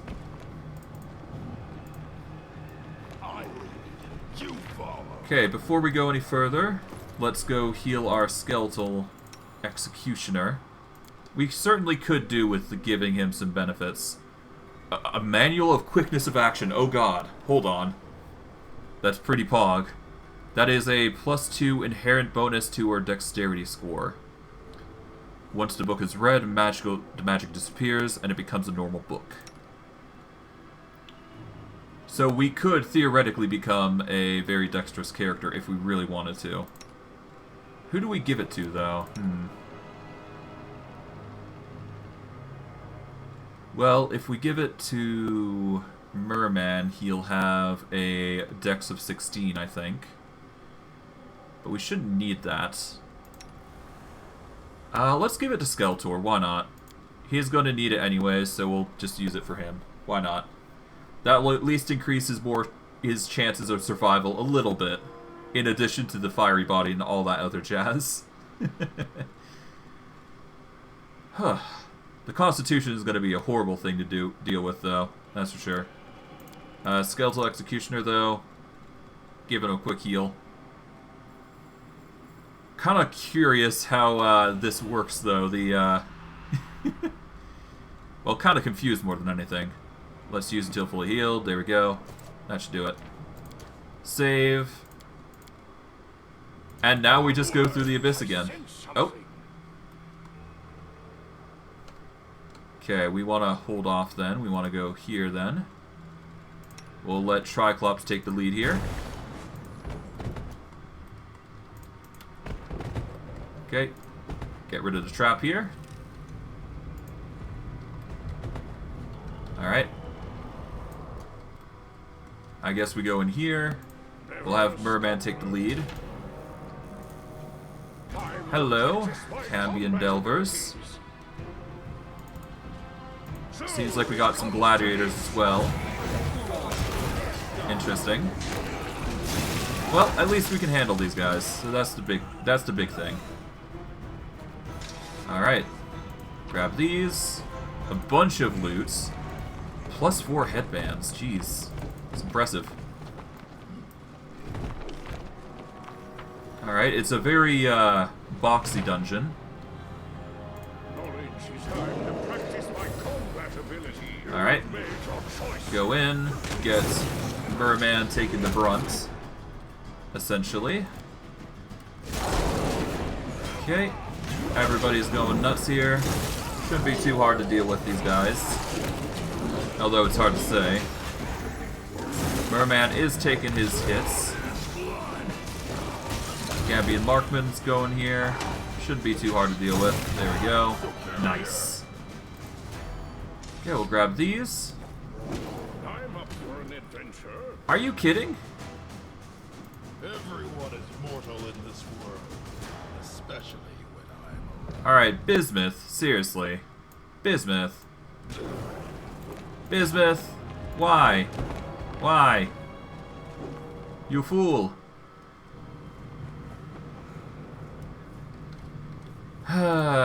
Bismuth, Bismuth, Bismuth. I guess they went under a compulsion effect. That's why they started attacking us. Yeah, if it's gonna be anybody that's gonna be attacking us, it's gonna be our animal companions or something else that has low will. Alright, well, let's go heal for negative energy, I suppose. Use until fully healed. Use until fully healed. There we go. Done. Let's actually save here before we continue on. Pop this open. And off we go.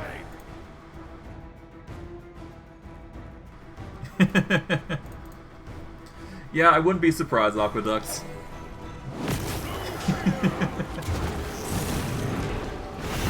The only reason I'm calling it Bismuth is strictly because it's actually its name. Plus, it comes from a bismuth-made statue, I believe. So, yeah, that's the only reason why it's called Bismuth, I think. Ah, well, it's no big deal. Oh my goodness. Okay, 4 HP, that's not good. Let's go for a heal, I guess. Yeah, that's actually going to be required. Let's go for a harm spell to heal. There we go. Okay, well, with that, we can continue on. There appears to be a stairwell here, so we can check that out. Oh. Okay. Seems, not, the AC is not enough.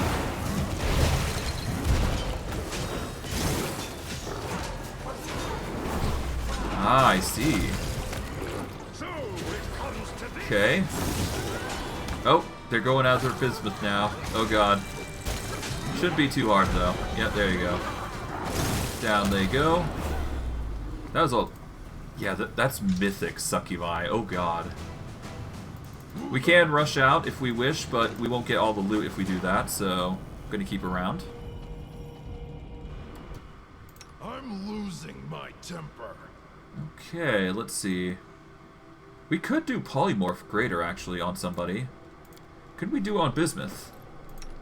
Yeah, no, Bismuth currently is... We could Polymorph Bismuth while we're here, couldn't we? Hold on. Let's see. We could do a gold... We could turn Bismuth into something else, couldn't we? Hold on. Let's go with a high strength if we can. 4 size bonus to strength seems to be the common theme here. We could go with Simbledon for 4 AC. We could go Shambling Mound. Large Air Elemental gets +4 Dex. Here we go, Large Earth Elemental. Let's try and change Bismuth into an Elemental. There we go. Alright, Bismuth is now an Elemental, in addition to what it is. So that'll give it a boost to stats, I think. Oh god, a 43 strength. Alright. Bismuth, for the duration, is now a large elemental, which is going to beef up his stats significantly. I can't believe I only just thought of doing that. Goodness. Well, whatever. As long as it gets the thing done, it doesn't really matter. Alright, we'll use until fully healed. There we go. And I guess, let's go, everybody. Does anyone require my... Let's get everybody gathered. Hold on. I think that's everybody.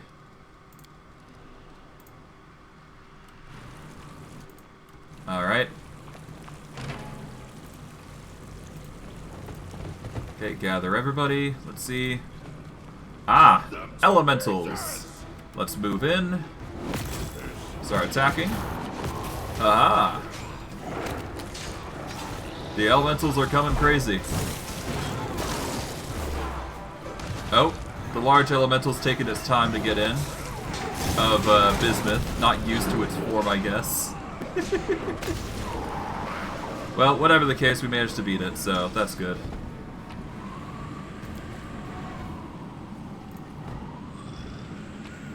Okay, ooh. A belt of physical perfection +2. Okay, so that covers all stats. We shouldn't need the belt of physical perfection, but it's still there if we want it. Oh, there is indeed a trap though, so we should probably be careful here. Alright, let's pause, get the dragon going. There we go. I think we gathered everything there. We can now move over to here. Alright, Merman. Take the lead. Alright, let's attack the Lilitu. Alright, nice. And now everybody's gonna just go crazy. Yep, there we go. Nice. Cool. We get this chest here, which owns a greater selective metamagic rod. Okay, that's really powerful. Okay, so now we can get selective metamagic on 3 spells of 9th level or lower. Do we have anything we can... Oh, yep, there is the creature here that we can get from. Spear +2. Is there a door on this side? I don't think there is, so that's kind of useless. Okay, is there more to this area than meets the eye?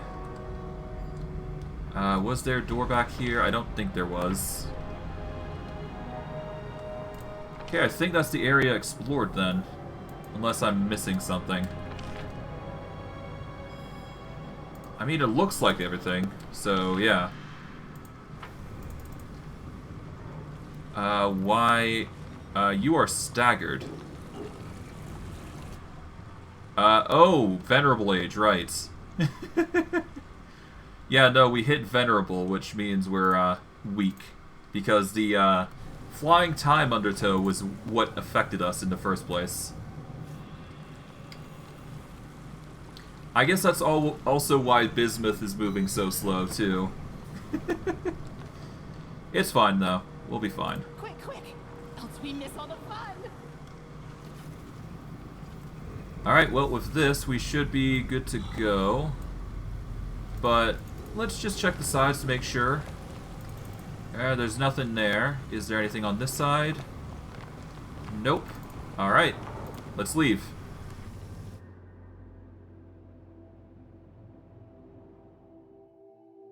And with that, we can, theoretically, if we wish, move to the next island if we want to. For the case of this, I am going to go for another island, but once we're done with that, I'm going to wrap it up, I think. So once we're finished with this island, we'll wrap things up from here. So that'll be nice.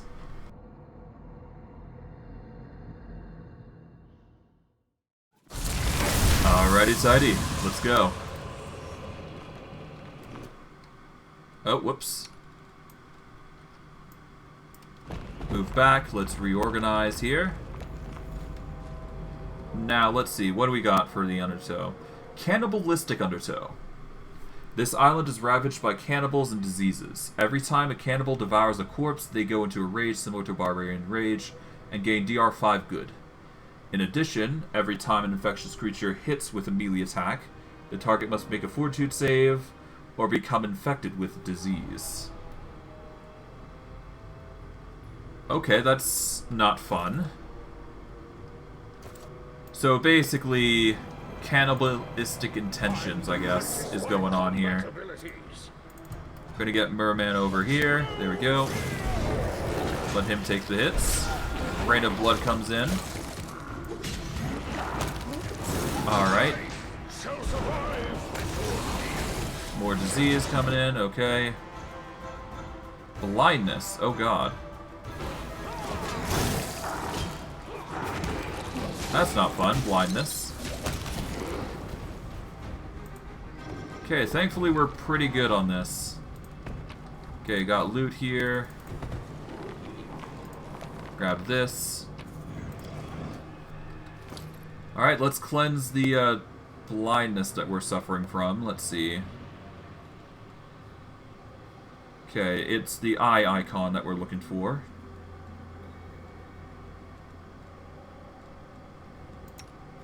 Yeah, how did you get blindness? I'm not sure. Oh well. Let's see, where is remove blindness? I know I have scrolls on it. One sec. Here we go.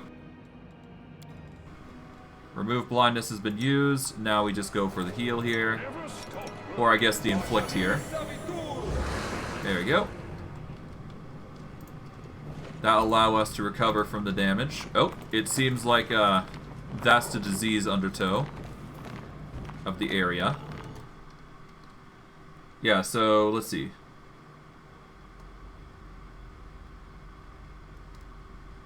Okay, so anytime we quote unquote devour a corpse, then we go into a rage. So basically we avoid the mists. Oh. Okay. What's going on? Ah, hello, a zombie. Okay.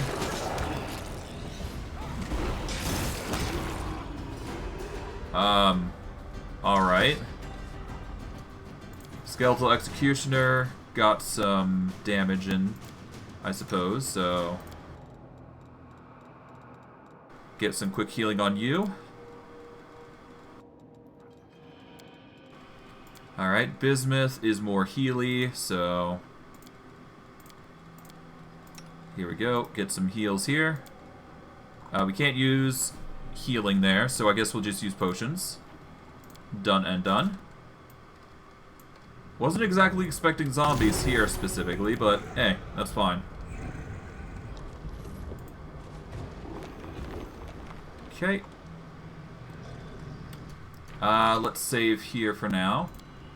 Continue on, I suppose. Alright. Move up. Okay. How are they hitting me? That's actually impressive. They're managing to get hits off on things that I wouldn't expect they would.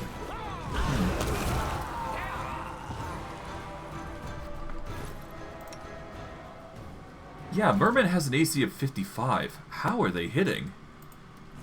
That is scary. That is very scary, actually. Either they're getting really lucky, or this island is really benefiting the undead for some reason. And I have no idea why. Okay, I won't be able to get the corpse like this. Hold on.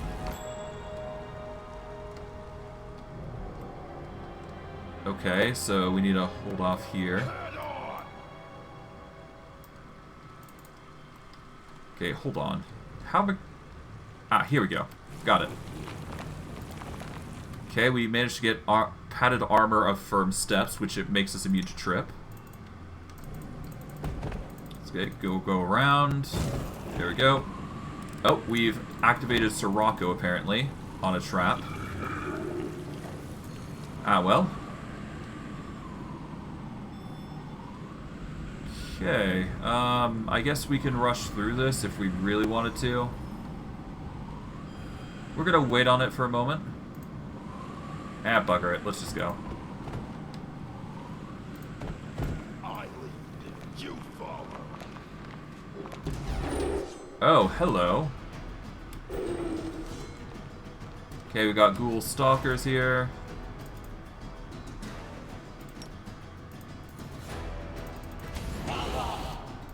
Okay, there we go. Go nuts on these guys. There we go. Ghostly Oracle here, coming in. Skeletor, yeah, you definitely do have the element ability going for you. Can't affect undead with... Oh, we can actually affect undead with sneak attack. Okay. Okay, Plague Storm is coming in. Okay, that's a lot. Hold on. Let's go over here. Organize like this. Let's see how stats are doing.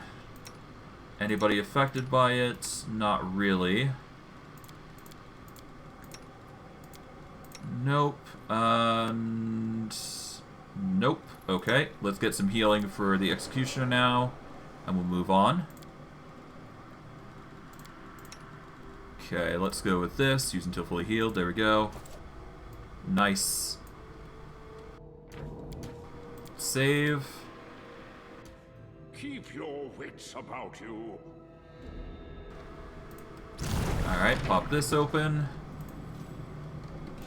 Watch out for trouble. Alright. Let's gather the group here. I'm gonna charge in to deal with the fiendish elemental here.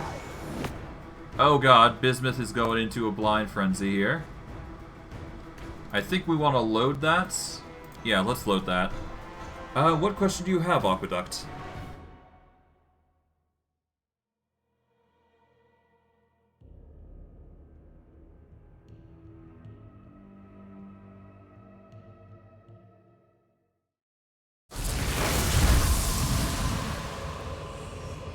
Okay, pop this open here. We want to move over to the side here specifically.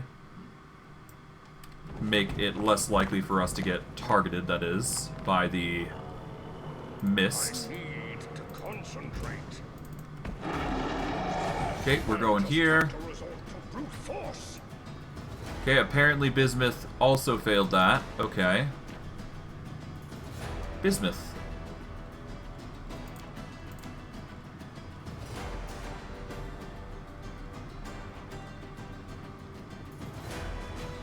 Okay.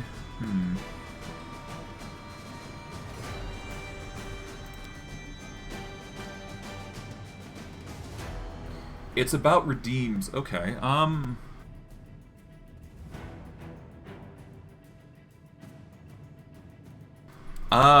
I have no idea, to be honest. I'm going to have to experiment a lot on what I go with, Aqueduct. But I will be adding certain things that will be redeemed. Probably what I will do is I will introduce a... I don't know. I'll have to figure it out.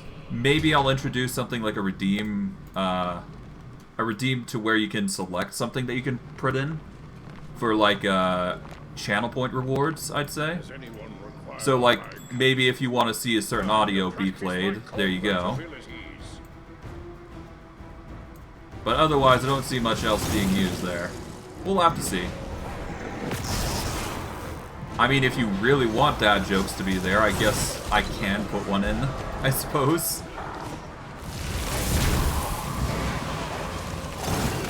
But yeah, that's going to require specific audio to set up.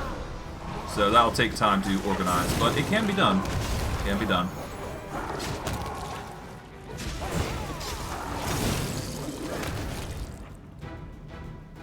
Alright, there we go. Managed to clear that out. Nice. We got a chest for our troubles.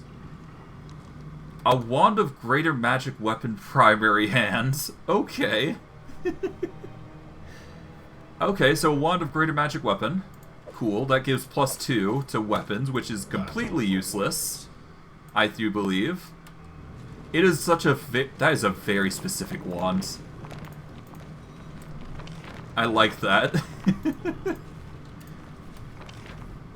It's so specific, but so fun. And hey, we got a level up here. Nice. Well, level 10 Arcane Trickster. We got a Charisma of 32 now. So we're really bumping up the Charisma score there. Let's see, we want to boost up what? I guess we can boost up Knowledge World, yeah. We get Surprise Spells, Sneak Attack, Invisible Thief. For some reason, we don't actually get spells this level, oddly enough. I guess it might be a rogue thing. Hold on. Actually, let's see.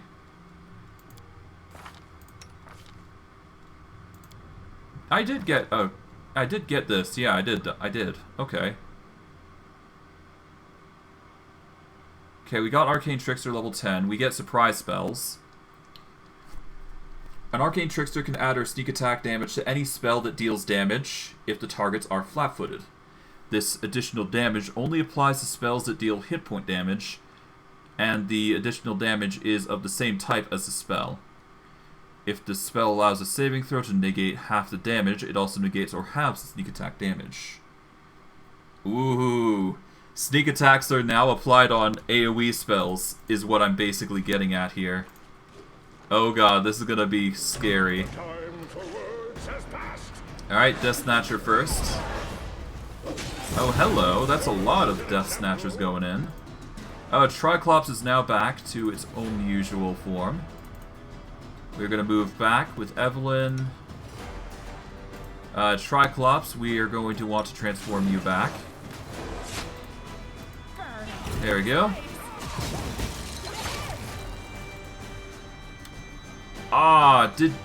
I wasn't able to cast a spell. Okay, Triclops is no longer a dragon then. We do get Beastman though, so that's nice. We get another level of Elemental Rampager, or we can invest in something else. So we have two choices. We can either continue our advancement in Druid Elemental Rampager, or we can find something else that we want.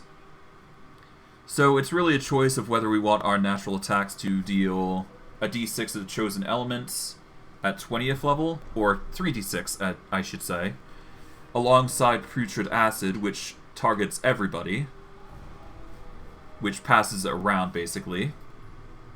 Meaning the sickened effect basically passes on to everybody, I would imagine.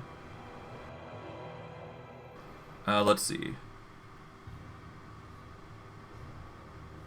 Yeah, so Sickening Acid would basically target the targets. So we have a choice between that, or going these, or we can find another thing that's going to give us more divine casting, I would imagine. But I don't think there is anything that really sticks out to divine casting here. For upgrades, I should say. For Beastman, I should say. Hell Knight Signifier is tempting, but not necessarily the best. It could work, though, if we really wanted to make it work. Let's see. Mystic Theurge is pointless. Dragon Disciple would require Arcane. Assassin requires Stealth of 5 if we wanted to get the Sneak Attack. But it would be viable, an Assassin. What would Assassin give me anyways?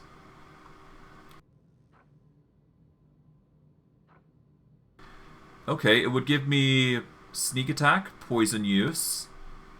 It would deal a d4 stat damage to Strength and Dexterity for 4 rounds anytime we used it. As a move action, they can apply one of the poisons to your melee weapon and next successful attack. Okay. Save DC is 10 plus Assassin level plus Int modifier. If the attack that applied the poison was a sneak attack, DC is increased by 2. Death attack, though. Okay. It is a full round action, though, unfortunately, so it kind of defeat the purpose of using it. It is very powerful, though, Assassin, I do believe. Especially if you're doing the sneak attack route, which is really nasty. And I do believe, hold on. If you go all the way over to poison use, you can make it as a swift action.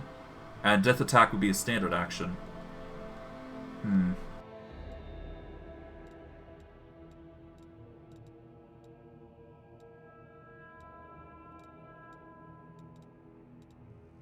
As of right now, I see very little use in going with the anything else aside from Elemental Rampager. But what I could do is I could go Lawful and get Monk. So I might re-evaluate everybody else and get a level in Monk. So that way I get a Monk AC as well. Which would make the Mage Armor a bit useless. But it would work in our favor, wouldn't it? You know what, let's just keep it simple. Let's keep to Elemental Rampager. It's nice, I like it, it's pretty good. Let's increase our strength here. We will increase the athletics, perception, persuasion, and use magic device just in case. Because all those spells are going to be used that way anyways, so might as well. Okay, let's disarm this. Go into here. We've got a Disruption Nunchuck. Okay, so it just disrupts undead, basically. Okay, nothing too crazy. From here, we've got ourselves a door. We'll post up. For Triclops, we're going to change him up into a animal. There we go. He is now changed into an animal for now. There we go. Yep. Greater Simildon goes in. Alright, to the door now, here. Oh god, tick swarms. Not fun. Okay, not fun, not fun. Okay, we're gonna go with... Alright, Caustic Eruption is the best, but we can go with Firestorm or Negative Eruption. I think we're gonna go with Negative Eruption, because that's a set amount of damage. 150 points if I'm not mistaken. Alright, let's see. They have 253 HP. Caustic Eruption is going to be pretty good, but we're going to want Maximize if we can. Let's see. Mysticism's not going to work. Greater Reach, Greater Selective. Lesser Maximize. No, we need to Maximize here, so we need Rod of Mysticism here. Alright. With the Rod of Mysticism, we can go for a 6th level spell. Okay, we're gonna want a 6th level Obsidian Flow, I guess. Or better yet, we could just go with Chain Lightning here and just constantly spam that. No, I think Negative Eruption is the best choice here. Okay, Negative Eruption.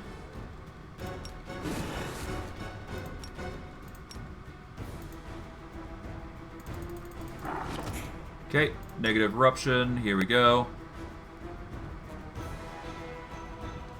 Oh, right, the person who is going to take damage is a smaller elemental. Oh god. No, we need to go with Caustic Eruption here. Okay. Oh god, Skeletor's being in the brunt. Okay. There we go. Once again. Push for it. Push for it, push for it, push for it. There we go. Nice. Took a bit, but we got it. Poof. Pain. I'll just have to resort to Alright. force.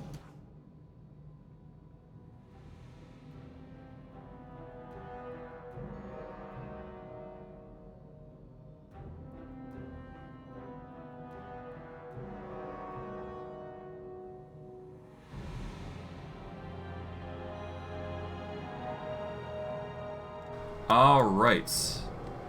With that then, I'm going to just quickly clear this dungeon up, because I gotta go now.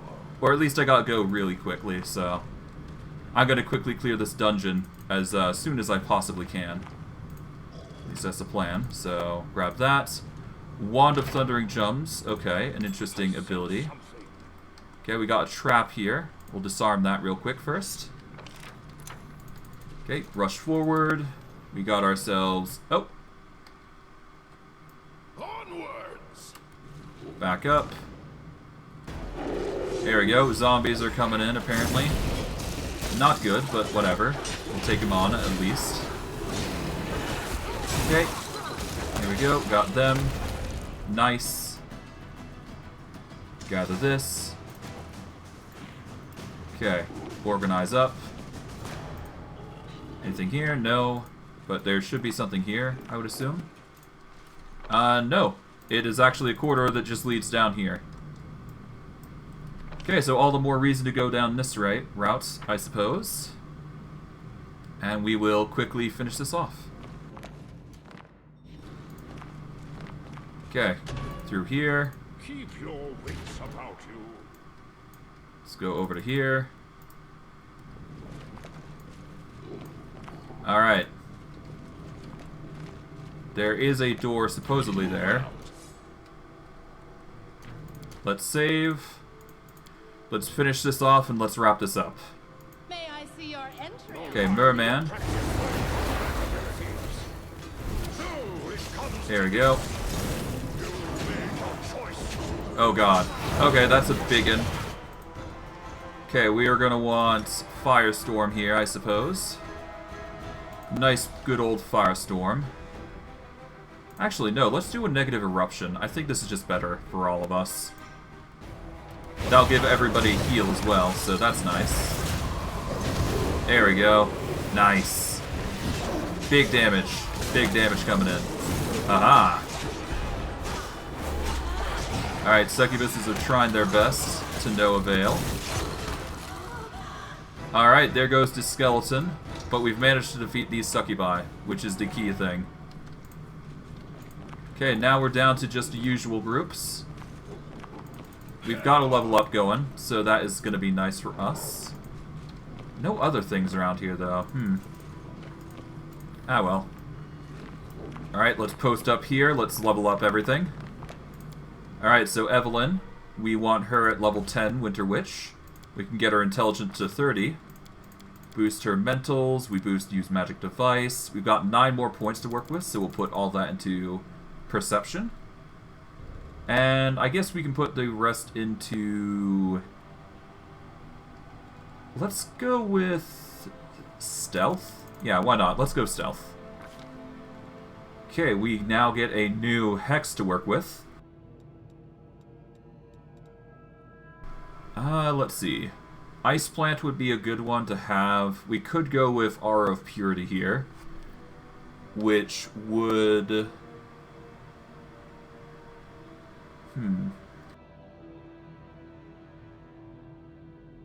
It is tempting, but I'm not going to go with that.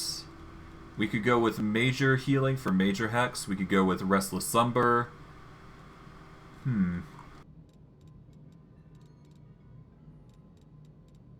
What can I not get?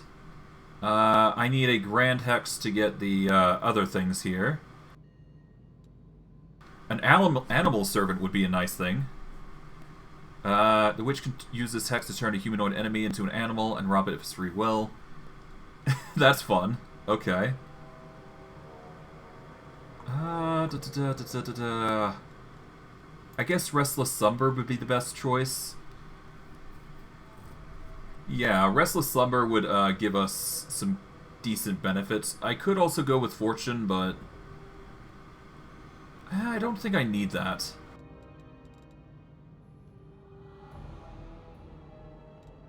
Yeah, let's go with Wrestle Slumber. At the very least, we can immobilize somebody with a potential chance. We've got 8th level spells that we can select from. We're gonna go with the obvious good choices. Let's go with a control spell, Rift of Ruin. That is going to be a nice control spell. It is a reflex save, and it's target specific people. I think we're going to also go with Horrid Wilting, maybe? All creatures within a 40-foot center burst. Maybe not. Stormbolts are nice. Yeah, let's get Stormbolts. Or do we go for the straight kill with Death's Clutch?